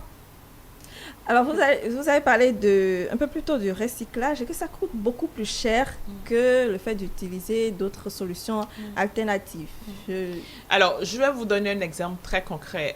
Nous, par exemple, en tant qu'association, on organise différentes activités et une de nos activités phares, c'est les éco-running. Donc, on court pour sensibiliser les populations et on ramasse les déchets plastiques qui sont sur nos artères. Quand nous les ramassons, qu'est-ce qu'on va faire? Vu qu'on ne traite pas le déchet, parce que ce qu'il ne faut pas oublier, c'est que même les déchets collectés dans les quartiers, nous ne les traitons pas. C'est ça. Ça va dans les décharges là et ça va juste à l'enfouissement. Personne n'en parle, c'est un danger public. Mais bref, on n'a pas trouvé voilà. Une autre solution. Et donc, nous, pour ne pas les ramener dans la nature, nous, en tant qu'association, nous les réutilisons, nous les transformons. Qu'est-ce que nous faisons avec? Nous avons mis en place une petite unité et nous transformons tous ces plastiques-là et nous faisons des tables-bancs pour des écoles. D'accord. Mais ces tables-bancs que nous transformons, que nous arrivons à offrir, ce sont des tables-bancs qui nous reviennent plus chers que si on achetait une table en bois. Voilà, parce que le recyclage coûte cher. Et pourtant, nous ne le faisons pas à but lucratif. Nous, c'est juste qu'on a recueilli, on les transforme. Et donc, le recyclage coûte cher. Aller ramasser, nettoyer, transformer, avoir les machines qu'il faut pour transformer tout ça, ça coûte plus cher. Et donc, c'est vrai, recycler, ça permet de réduire ce qui se trouve dans la nature, mais de façon, je dirais, mathématique, ça coûte plus cher que de ne pas l'utiliser du tout. C'est pour ça que ça ne prend pas forcément le recyclage. Alors, on dit que pour combattre le plastique, il y a plusieurs R. Refuser, recycler, réutiliser. Donc, il y a les 3 R et tout ça. Donc, on n'est pas... Chacun peut choisir le R qu'il souhaite. Voilà, moi, le mieux pour moi, c'est de refuser. Voilà. Après, pour quelqu'un d'autre, ça va être recyclé ou réutilisé et ainsi de suite. Allô? Oui, bonjour. Bonjour, monsieur. Oui. Monsieur Baumer. C'est bien ça. Bienvenue sur le plateau. Merci d'être avec nous. Aujourd'hui, donc, nous parlons de pollution plastique et notre mot du jour, c'est bien le recyclage. On en parlait tantôt avec vous. Nous allons un peu plus comprendre ce que c'est. Recyclage. Monsieur Baumer Agwaba. C'est bien ça. Je voudrais déjà à l'entrée remercier votre plateau. Merci. Saluer Madame Sandra, Madame Diane pour les développements et le monsieur qui est sur le plateau pour les développements qui ont été faits par rapport au thème que vous avez choisi. Merci. Et tout à l'heure, Mme Sandra l'utilisait comme l'une des solutions pour lutter contre la pollution plastique. Oui. Par recyclage, il faut comprendre ce qui suit. Déjà, le mot recyclage est composé de deux mots, de re et de cyclage. Le re, c'est ce qui est fait à nouveau. Et quand on dit cyclage, nous avons le mot cycle qui est dedans. Oui. Le recyclage est un procédé de traitement des déchets, qu'ils soient industriels ou ménagers, de bien arriver en fin de cycle de vie et qui permet de réintroduire certains biens matériaux dans la production. Oui, en fait, certains de leurs matériaux dans la production. Je voudrais ramasser rapidement la définition pour dire que quand on parle de recyclage, c'est le traitement des déchets. Nous allons prendre les déchets solides ménagers ou qu'ils soient industriels et de ces déchets-là, nous allons prendre des substances que nous pouvons encore réutiliser, que nous pouvons encore utiliser dans un nouveau processus de production en vue d'obtenir de nouveaux produits qui permettent la satisfaction des besoins des populations. Très bien. Ça, c'est le premier sens qu'on peut donner au mot recyclage. Le deuxième sens qu'on peut donner au mot recyclage, c'est le changement de l'orientation scolaire. Quand on passe d'un cycle à un autre, on peut également parler de recyclage. Et là, c'est un concept qui est beaucoup plus utilisé dans l'enseignement quand vous changez de cycle à un apprenant parce que vous pensez que le cycle dans lequel il se trouve actuellement, ce cycle ne lui permet pas d'avoir un emploi. Vous changez son cycle, vous changez le parcours qu'il est en train de suivre. Et quand on revient au niveau de la pollution, quand on revient au niveau du développement durable et quand on parle de recyclage, c'est qu'on a constaté qu'un produit est en fin de cycle de vie. Il est venu à la phase finale. On ne peut plus l'utiliser, donc c'est devenu un déchet. Et de ces déchets-là, on va retirer des éléments qu'on pourrait encore transformer pour avoir un autre produit. Voilà ce qu'il faut entendre par recyclage. Très bien. Merci bien, M. Boumer Agboba. Synonyme, antonyme? Parlant de synonyme de recyclage, on peut parler de réorientation, si nous allons rester dans le cadre scolaire. On peut parler de réutilisation, pour rester dans le cadre du développement durable, de la réinsertion, de la reconversion, de la réinjection. Et on peut aussi parler de la sélection, parce que qui parle de recyclage parle de sélection. Quand on prend les déchets, on ne prend pas tous les déchets pour les réutiliser. On va prendre les déchets, on va sélectionner dedans ce qui peut être transformé à nouveau pour obtenir des biens et des services. Très bien. Merci. Quelques antonymes, vous en avez? C'est un mot qui n'a pas d'antonyme. Selon les premières idées qui me viennent à l'esprit, là, je ne trouve pas encore d'antonyme au niveau du mot recyclage. On pourrait parler de l'abandon, parce qu'au lieu de recycler les déchets, par exemple, on pourrait les laisser, et là, nous n'entrons pas dans le cadre du thème du jour, on n'est pas en train de lutter contre la pollution plastique, on n'est pas en train de travailler pour le développement durable. Donc, on peut parler de l'abandon lorsqu'on laisse les déchets, et on ne décide pas de trier dedans pour en faire transformation après. Très bien. Alors, vous avez une citation, une phrase dans laquelle on peut l'utiliser? J'ai une citation qu'il me plaît de partager avec vos téléspectateurs et ceux qui sont sur le plateau. Oui. Se marier à un homme divorcé montre que vous êtes écologiquement responsable. Dans un monde où il y a plus de femmes que d'hommes, il faut participer au recyclage. Bon. Et c'est facile, la pensée vous dit quelque chose. Dans un monde où il y a plus de femmes que d'hommes, il faut le recyclage. Et c'est exactement la même chose que nous faisons pour les déchets. Dans un monde où nous parlons de pollution, il faut le recyclage. Dans un monde où nous parlons de destruction de l'environnement, où nous parlons beaucoup plus de la sauvegarde de l'environnement, il faut le recyclage. Et ce recyclage permet de lutter contre les nuisances que nous créons aux populations, les nuisances que nous créons à la nature elle-même d'abord. Et vous avez reçu des éminents spécialistes sur le plateau qui ont déjà sérieusement opiné sur le sujet que vous avez développé là. Le recyclage a de nombreux avantages pour notre monde aujourd'hui. Cela permet de réduire les déchets que nous constatons autour de nous. Et au-delà de ça, cela participe au développement durable. Et il faut rappeler que le développement durable, c'est le développement qui permet la satisfaction des besoins des générations présentes, sans empêcher les générations futures de satisfaire les leurs. Et pour ne pas empêcher les générations futures de satisfaire les leurs, il faut sauvegarder l'environnement. Il faut leur réserver un bel environnement. Et quand ils seront là demain, ils seront en même de satisfaire correctement leurs besoins. Merci, M. Boumer Agboba. Alors, avant de vous laisser partir, quand même, je voudrais vous demander comment vous gérez vos déchets plastiques. Merci pour la question. Je pense que le gouvernement très récemment a pris des dispositions. Chez nous, à la maison, on avait des agents collecteurs d'ordures et ils avaient l'habitude de passer. Donc, depuis que le gouvernement a pris cette disposition-là, de changer la façon dont les ordures sont organisées, ramassées ça et là, nous avons payé des bacs à ordures chez nous et nous les déposons dans un coin de notre maison. Et lorsque nous finissons de le remplir, là, nous déposons au niveau de notre portail, nous le fermons correctement. Les agents qui ramassent les ordures passent de temps en temps pour les ramasser et nous mettons un peu de beauté, d'ordre dans notre environnement pour ne pas nous créer des nuisances, pour ne pas nous créer des maladies. Alors, est-ce que vous arrivez à diminuer votre utilisation? Parce qu'on l'a dit sur ce plateau, l'utilisation quotidienne, ma foi, si on doit réellement couvrir tout le Bénin en 7 couches, c'est que ça craint. Je pense que c'est une question d'enjeu national. Et avant qu'on ne réduise l'utilisation des déchets, en fait, de tout ce qui constitue des déchets ou bien des plastiques, ça doit partir du gouvernement. C'est les matières qu'on nous met à disposition que nous utilisons. Nous constatons malheureusement que les sachets sont encore sur le marché. Et pendant que les sachets sont sur le marché, nous n'avons pas encore suffisamment de produits de substitution. Il va être difficile aux consommateurs que nous sommes de faire les bons choix.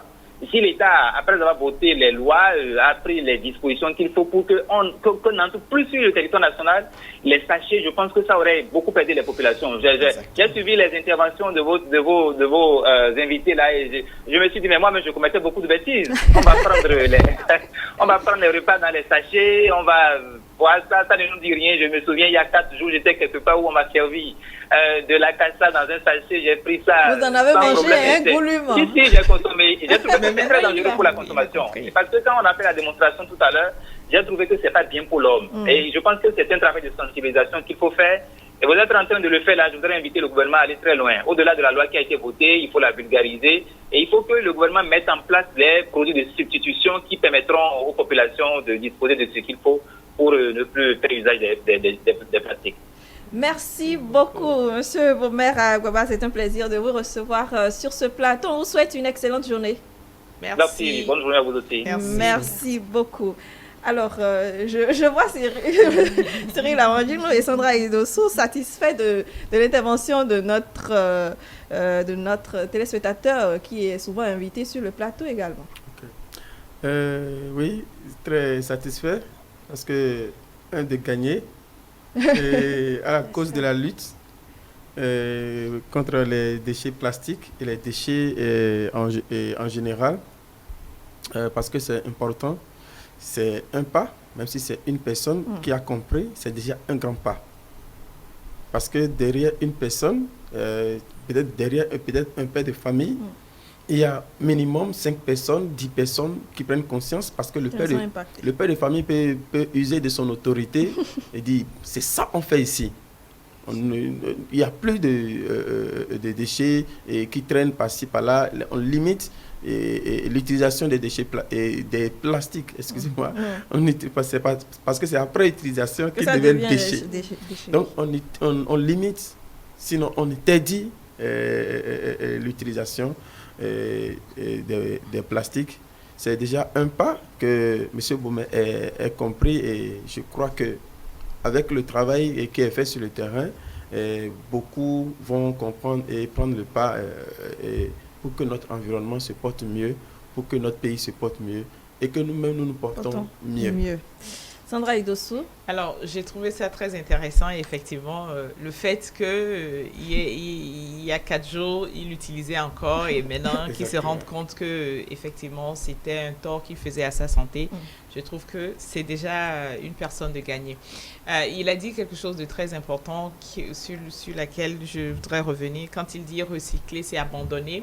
C'est ça nous on a utilisé le terme de refuser. Oui. Et donc, je pense que chacun de nous peut refuser à un moment donné d'utiliser le plastique. Mais au-delà, comme il a si bien dit, l'État devrait nous aider. Je veux dire, c'est bien de sensibiliser, de vulgariser, mais si en contrepartie, tout ce qu'on interdit est encore disponible, c'est comme si on dit quelque chose et on fait son contraire. Et donc, je pense que c'est une question de volonté nationale et voilà. Alors, nos intervenants dans le micro-trottoir également ont parlé de la réutilisation des produits plastiques, par exemple aux revendeurs qui passent parfois dans les maisons, retirer, réutiliser. Est-ce que... oui, on a parlé de réutilisation également pour les 3 R, dans les 3 R. Mais derrière, il y a également d'autres problèmes qui peuvent survenir. Le traitement, parce que quelqu'un a parlé d'urine dans ces plastiques-là qui sont réutilisés après. Donc, l'entretien n'est pas forcément ce qu'il faut quand on les réutilise. Et puis le recyclage, comme j'avais dit tantôt, c'est cher, c'est lourd à mettre en place.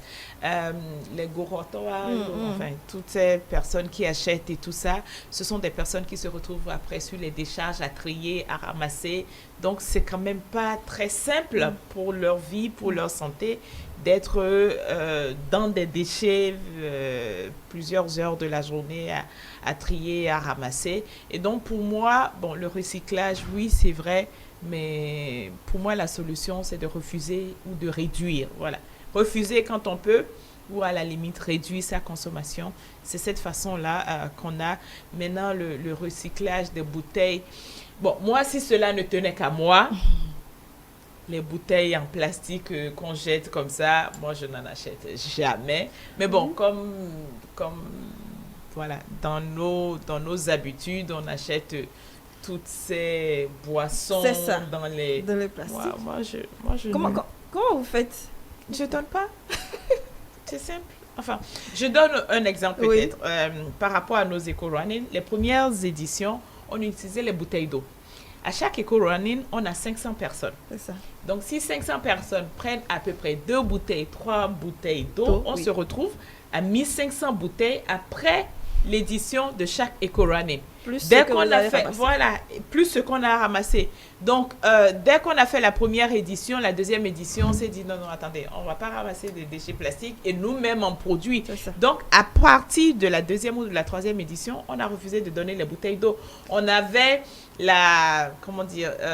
a toujours les entreprises qui nous accompagnent, qui nous offrent des bouteilles d'eau et tout.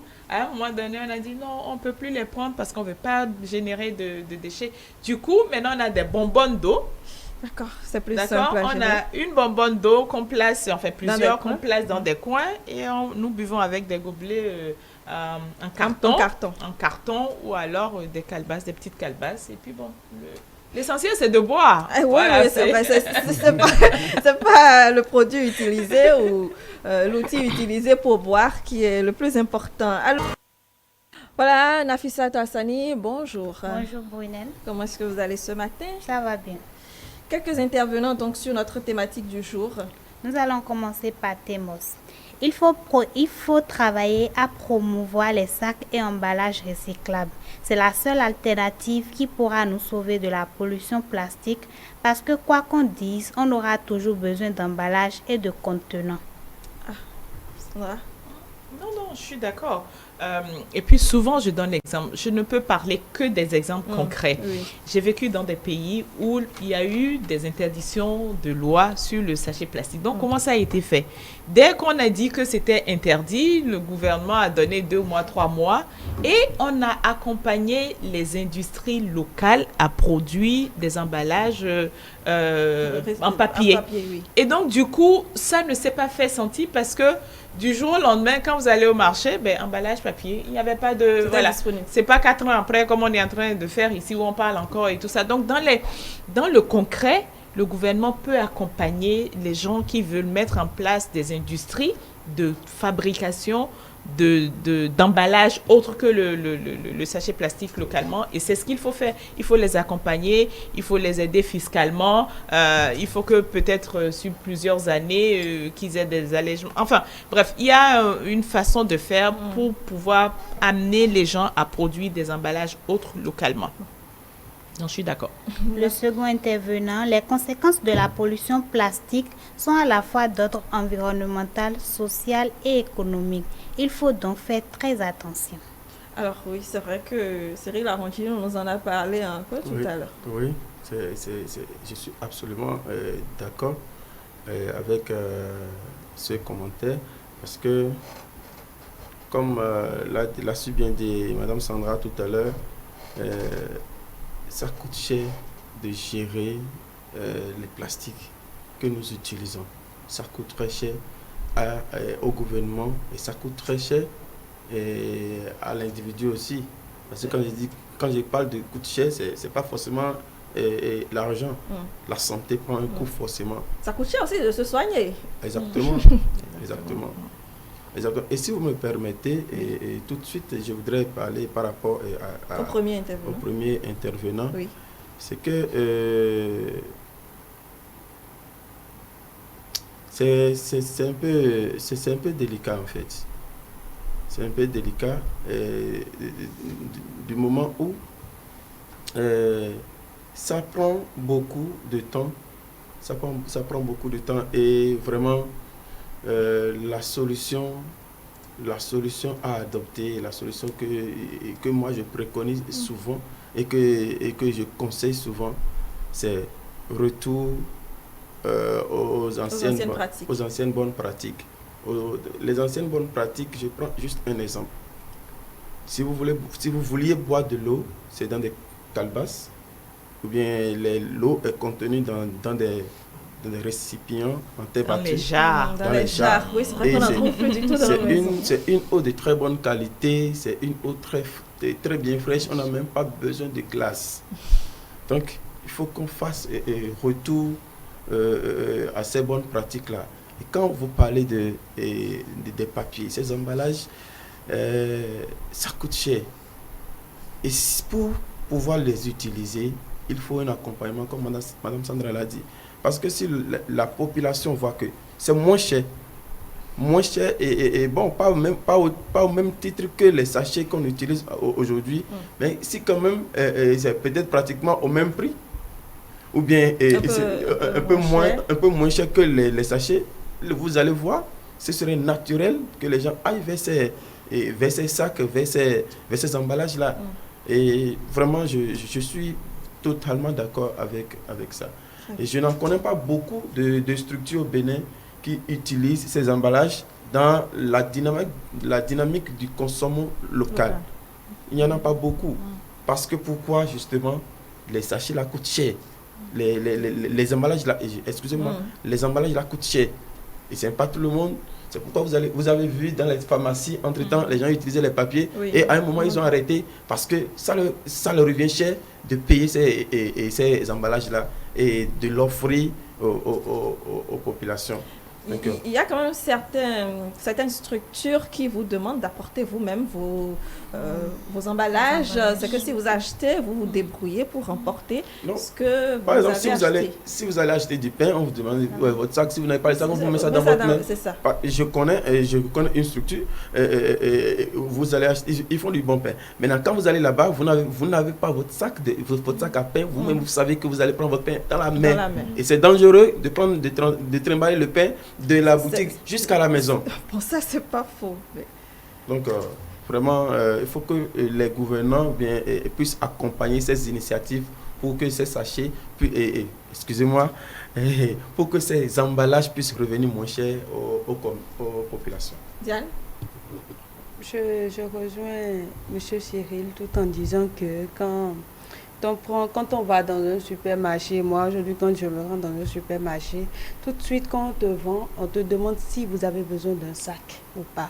Si vous avez votre sac, vous prenez et vous déposez dans votre sac. Quand vous remportez dans votre sac et quand vous n'en avez pas, vous payez, vous achetez. Il n'y a pas de sachet.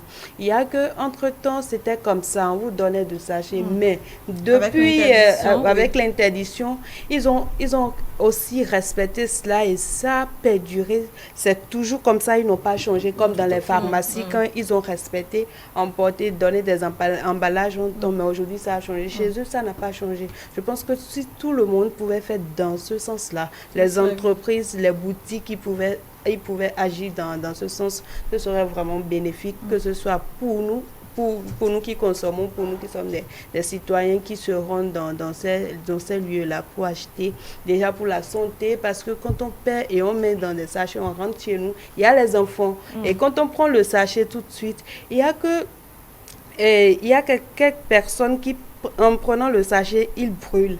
Je voudrais quand même demander, brûler aussi, est-ce que ça a de conséquences? Parce que je me dis, en quelque sorte, c'est déjà ne pas peut-être polluer l'environnement dans lequel on habite. Donc, déjà, sur la santé des enfants, moi, ce que je constate, ce que je faisais, par exemple, quand je prends les sachets, je mets ça là, je conserve ça et j'utilise tout le temps. Mais à un moment donné, je ne prenais plus ça et il y a une dame qui me voit, quand je me rends chez elle, elle dit c'est la dada qui n'aime pas prendre le sachet. Franchement, je ne savais vraiment pas que je faisais un pas, peut-être en limitant l'utilisation de ces sachets-là. Mais je le faisais quand même, à un moment donné, ça ne me plaisait plus de prendre des sachets. Voilà, et j'arrête. Je pense que si tout le monde peut agir dans ce sens-là, vraiment, ça serait vraiment bénéfique pour qui, autant que nous soyons, ce serait vraiment bénéfique. Si vous me permettez, je voulais rapidement parler de l'incinération des déchets des matières plastiques. C'est dangereux, c'est nocif pour la santé. Peut-être celui qui est en train de faire ça, il va peut-être se dire qu'il s'est protégé et dans la plupart, il ne se protège pas. Parce que Mme Sandra, dans son intervention tout à l'heure, avait donné un exemple de la bonne dame qui vient du marché, qui veut préparer pour faire le feu, elle utilise le sachet.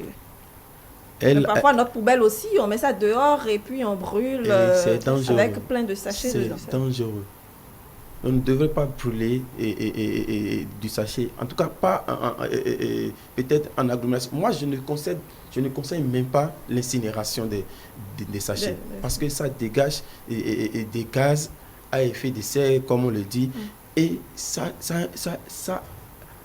endommage sérieusement la santé. Et j'ai dit tout à l'heure que c'est ça, peut-être les sources des cancers bizarres dont nous ne souffrions pas. Les Africains, notamment les Béninois, il y a de nouvelles maladies et dont nous ne souffrions pas. Et c'est à cause de ces usages et des sachets. Donc, quand je vois quelque part, on est en train de brûler des sachets ou bien du pneu, c'est dangereux. Parce que ça ne concerne pas celui qui est en train de le faire, mais ça va au-delà. Parce que ça va à des distances. Parce que vous allez voir, c'est quelque chose que je déteste à la limite, quoi. Parce que quand je brûle du pneu ici, ou bien quand je brûle du sachet ici maintenant, dans votre chambre, même si vous dites que, même si tout est fermé hermétiquement, dans votre chambre, ça va s'infiltrer, vous allez voir, et si vous regardez bien, et vous allez voir les débris et la fumée. Donc ça veut dire que celui-là, il s'est causé du dommage et aux voisins également, du dommage aux voisins sur des kilomètres. Un jour, j'étais à l'ambassade des États-Unis. Les gens avaient fait, il y avait un feu et c'était même pas grand-chose derrière l'ambassade des États-Unis. Et j'étais en train de discuter avec une dame. Et si vous voyez tout l'arsenal que les gens ont mis, ils disent, mais qui est en train de brûler? J'étais là, ils ont appelé la mairie, ils ont appelé telle personne, ils ont appelé la présidence, ils ont appelé... Pourquoi est-ce qu'on est en train de brûler? Parce que peut-être pour eux, c'est dangereux. Alors, je voudrais rebondir là-dessus parce que il y a 2 ans, j'avais un voisin. C'était l'époque où on payait les services pour ramasser les déchets. Et mon voisin, au lieu de payer son service de ramassage, il ne le faisait pas. Donc, il brûlait systématiquement ses déchets. Je suis allée lui expliquer. Je lui dis, vous voyez, quand vous brûlez, parce que c'est tout qui brûlait. Ce n'était pas que des feuilles, c'était le plastique, tous ces déchets. Et je suis allée plusieurs fois lui dire, ce n'est pas bon pour notre santé. Vous êtes en train de nuire à notre santé. Il n'a pas compris.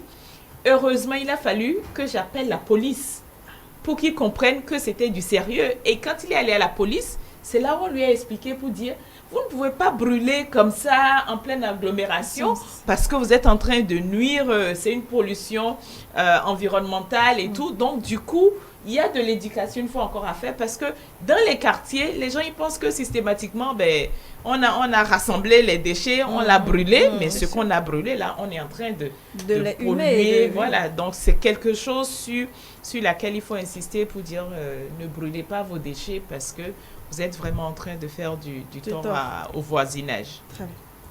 Nafissa, tu as un autre message? Oui, certains plastiques resteraient dans l'environnement jusqu'à 1000 ans.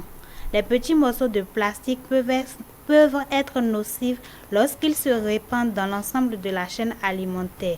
Prudence. Ah oui, d'ailleurs, Cyril Arroyo l'a dit, nous mangeons des plastiques. Ça revient dans notre assiette, forcément.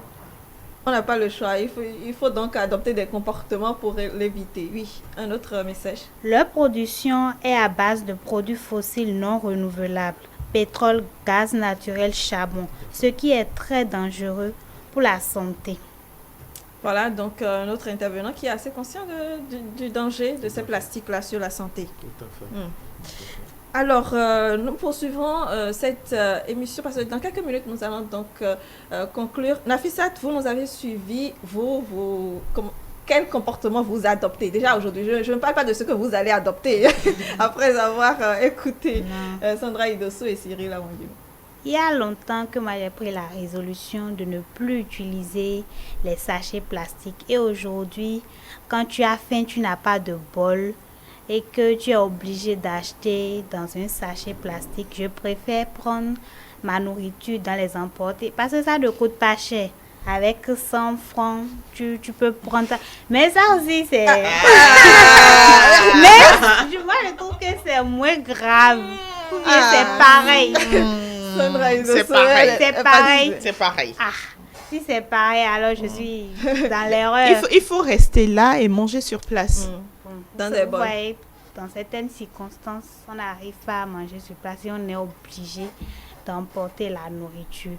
Mais bon, de plus en plus, pour acheter les condiments, du pain, je ne prends plus dans le sachet. Il y a des sacs à la maison qu'on utilise. Et aussi, concernant l'incinération des déchets. C'est depuis toute petite que moi, maman me disait déjà qu'il ne faut jamais brûler un sachet. Elle me dit, si tu brûles un sachet, tu te causes du tort à toi-même et à ton entourage. Parce que quand tu humes la fumée, ça peut te créer des ennuis de santé, comme les cancers. Et généralement, on ne sait pas souvent ce qui crée certaines maladies, de petites maladies, et vous ne savez pas d'où ça vient. Et c'est banalement le sachet que tu as brûlé la veille ou il y a 2 semaines ou 1 mois qui est en train de te créer ce problème. Donc, je pense qu'il faut se mobiliser, sensibiliser plus pour réduire la consommation des plastiques. Ça, c'est une bonne maman, ça. Oui.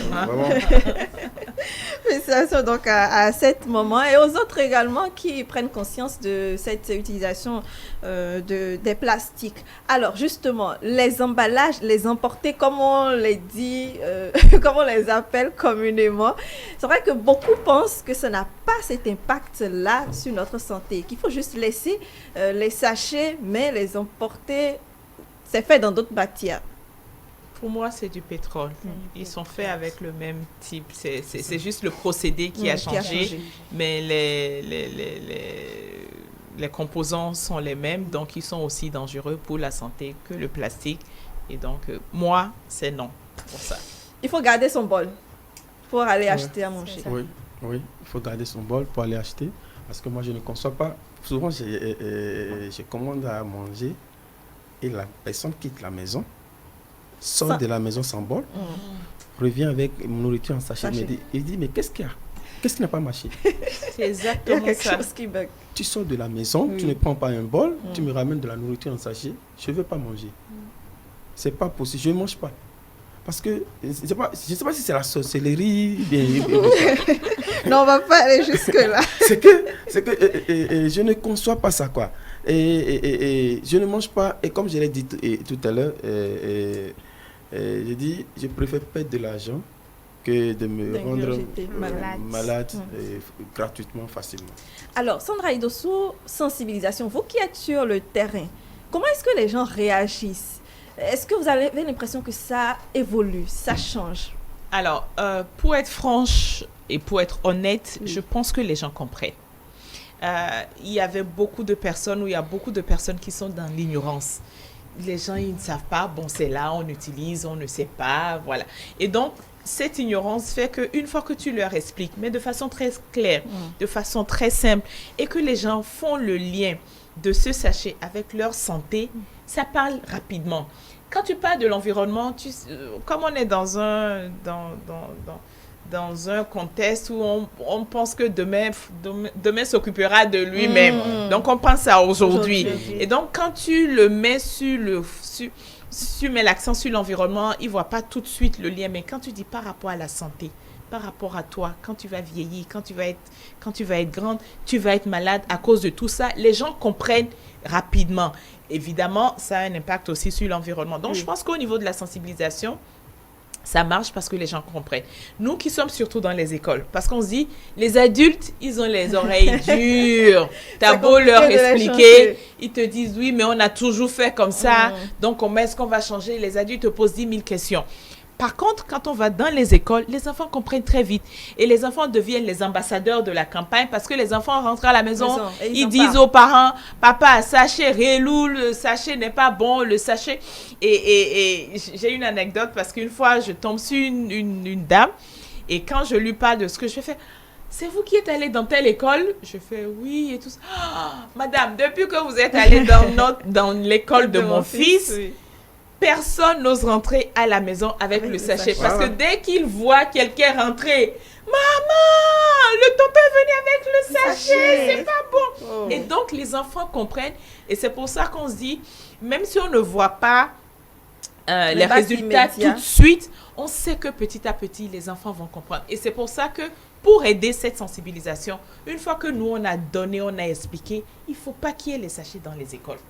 Il ne faut pas que les bonnes dames servent les sachets parce que les enfants comprennent. Ils vont dire, OK, dorénavant, je viens avec ma gourde, je vais manger sur place, j'ai mon bol et tout ça. Les enfants comprennent. Mais quand ils vont chez la bonne dame et que la bonne dame continue pas à le vendre dans les sachets, ça n'aide pas. Et c'est pour ça que ce soit au niveau de l'enseignement national, tous ces ministères devraient vraiment comprendre les enjeux de ce qu'on est en train de dire et prendre des décisions vraiment fermes pour que ces sachets ne se retrouvent pas dans les écoles ou dans les marchés. Moi, j'ai bien envie de vous demander, qu'est-ce que vous leur dites à ces enfants? Mes enfants, je vous parle comme si je parlais à ces enfants. Le sachet, je demande d'abord, qui c'est qui utilise le sachet? Et tout le monde, oui, j'achète ça dedans, j'achète le riz, j'achète la bouillie, j'achète... Donc, une fois qu'on plante le décor, où on sait que tout le monde utilise le sachet, maintenant, je commence. Alors, vous savez avec quoi c'est fait? Non, les gens, ils vont deviner. Et après, je prends du pétrole. J'ai des images parce que je fais avec beaucoup d'images. Je monte les images et je dis, regardez, on prend ce pétrole, le résidu du pétrole. C'est même pas le bon pétrole, hein. Le résidu, le déchet du pétrole. Et on rajoute, je dis, imaginez un cocktail. On rajoute plein des éléments chimiques et tout. Et on fait abracadabra. Et puis en quelques secondes, et ça sort.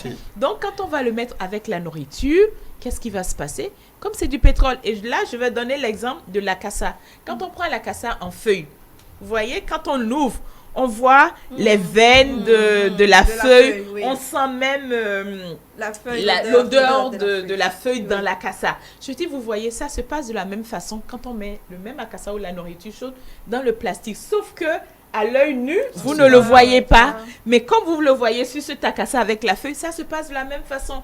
Donc, le transfert qui s'est fait avec la cassa comme ça se fait de la même façon quand vous avez la bouillie ou n'importe quoi. Et là, les enfants, ils sont scandalisés, choqués. Parce que quand on imagine du pétrole dans son ventre... Et puis, je fais, qui boit le pétrole? Et là, tout le monde commence à faire, aïe, je ne bois plus. Et donc, petit à petit, les enfants comprennent. Ce qui fait que quand ils sortent de nos sensibilisations, ils deviennent, mais je vous jure, les ambassadeurs pour nous.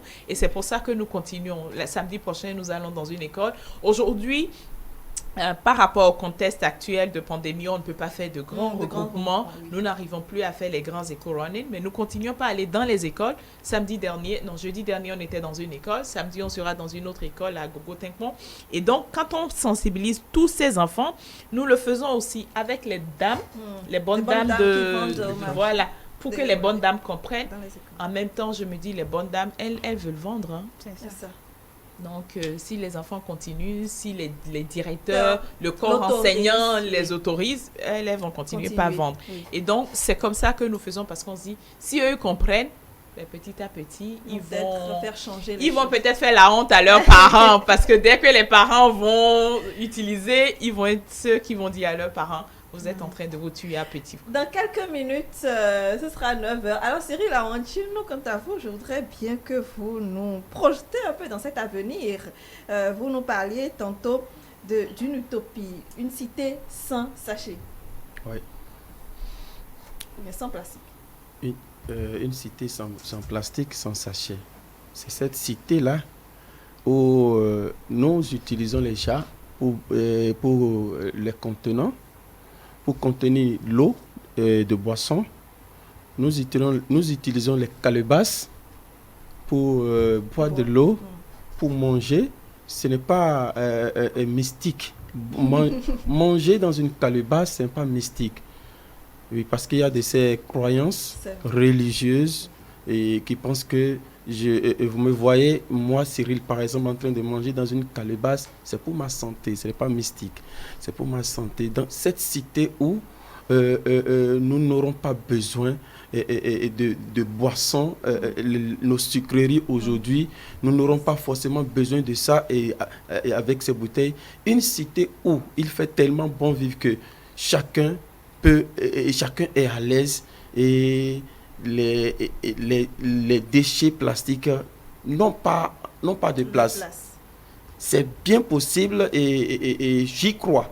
Je crois que beaucoup de personnes y croient aussi. Absolument. Je pense qu'avec les enfants que Sandra Idosso sensibilise et vont nous aider à construire cette cité. Exactement. Sans sachet. Alors, un tour de table rapidement pour dire... Diane, je pense qu'il serait préférable de bannir, voire supprimer l'utilisation, la consommation des plastiques. Parce que moins nous consommons les plastiques, moins il y aura la pollution, il n'y aura plus de pollution. Voilà. Nafisat Hassani. Moi, je pense qu'il faut plus de sensibilisation et montrer les conséquences, toutes les conséquences liées à la pollution plastique. Et montrer que ça impacte aussi bien les humains que les animaux. Parce que quand on va continuer comme ça, bientôt nous n'aurons plus de poissons. On ne va plus manger. 2050, dans quelques années, on n'en aura plus du tout. Cyril Awantino. Oui, je mets l'accent aussi sur l'éducation. Et comme Mme Sandra l'a si bien dit, avec les enfants, c'est beaucoup plus facile. Créer des clubs dans les écoles, et même dans les quartiers, sensibiliser avec les enfants parce que les adultes sont déjà bornés. Excusez-moi. Non. Oui, ils essaient de changer. Oui, il y en a qui essaient de changer, mais il y en a qui sont bornés parce que c'est difficile de changer le comportement des humains. C'est difficile de changer le comportement des humains du jour au lendemain. Que les enfants puissent comprendre parce que c'est eux la nation de demain. Voilà. Sandra Idosso. Alors, pour moi, au-delà de la sensibilisation et de l'éducation et tout ça, je voudrais rappeler à nos autorités que c'est à elles de veiller à la mise en application de cette loi. Tout ce que nous sommes en train de dire n'aura aucun effet si derrière les importateurs, les fabricants, les distributeurs, les commerçants continuent pas à se faire de l'argent sur le dos de la population. Et donc, c'est à elles, c'est à ces autorités de mettre en place la répression. La loi a prévu de la répression. La loi prévoit que même si vous utilisez le pure water et que vous le jetez, un policier peut vous arrêter et vous mettre une amende. Au Ghana, par exemple, quand on vous arrête parce que vous avez jeté par terre, voilà, parce qu'il y a la répression. On ne peut pas juste parler pour dire oui, on parle des droits de l'homme, donc on n'a qu'à laisser les gens faire ce qu'ils veulent. Non, il faut de la répression. La rigueur impose, la rigueur implique qu'on amène les gens à être responsables. Et moi, j'attends de nos autorités cette rigueur. Merci beaucoup. Alors, j'ai un message de M. Bomé Agouba, justement, qui me dit que l'État fait des efforts dans ce sens et qu'il a participé donc à un atelier de diffusion de cette thématique liée à l'environnement et au curricula donc de formation. C'est-à-dire que la situation inquiète aussi l'État qui peut-être prend son temps ou bien met en place un certain nombre de choses avant que ce ne soit réellement effectif. On attend donc, je suis sûre que Sandra Idosso, Cyril Awantino Nafisat Hassani et Dianoni Oche, nous attendons tous donc que ça évolue davantage. Merci à vous d'être venus sur ce plateau. C'était de très beaux échanges. Et merci également aux amis téléspectateurs qui nous ont écrit, qui nous ont donné leurs avis. D'ailleurs, ceux qui également sont intervenus dans notre micro-trottoir, l'essentiel, c'est que tout ce qu'on a dit ce matin puisse impacter davantage notre manière de faire, notre comportement. Réduisez déjà votre utilisation du plastique et donc peut-être que dans les prochaines années, dans les prochains mois, ça sera beaucoup plus durci. Je vous souhaite une excellente journée.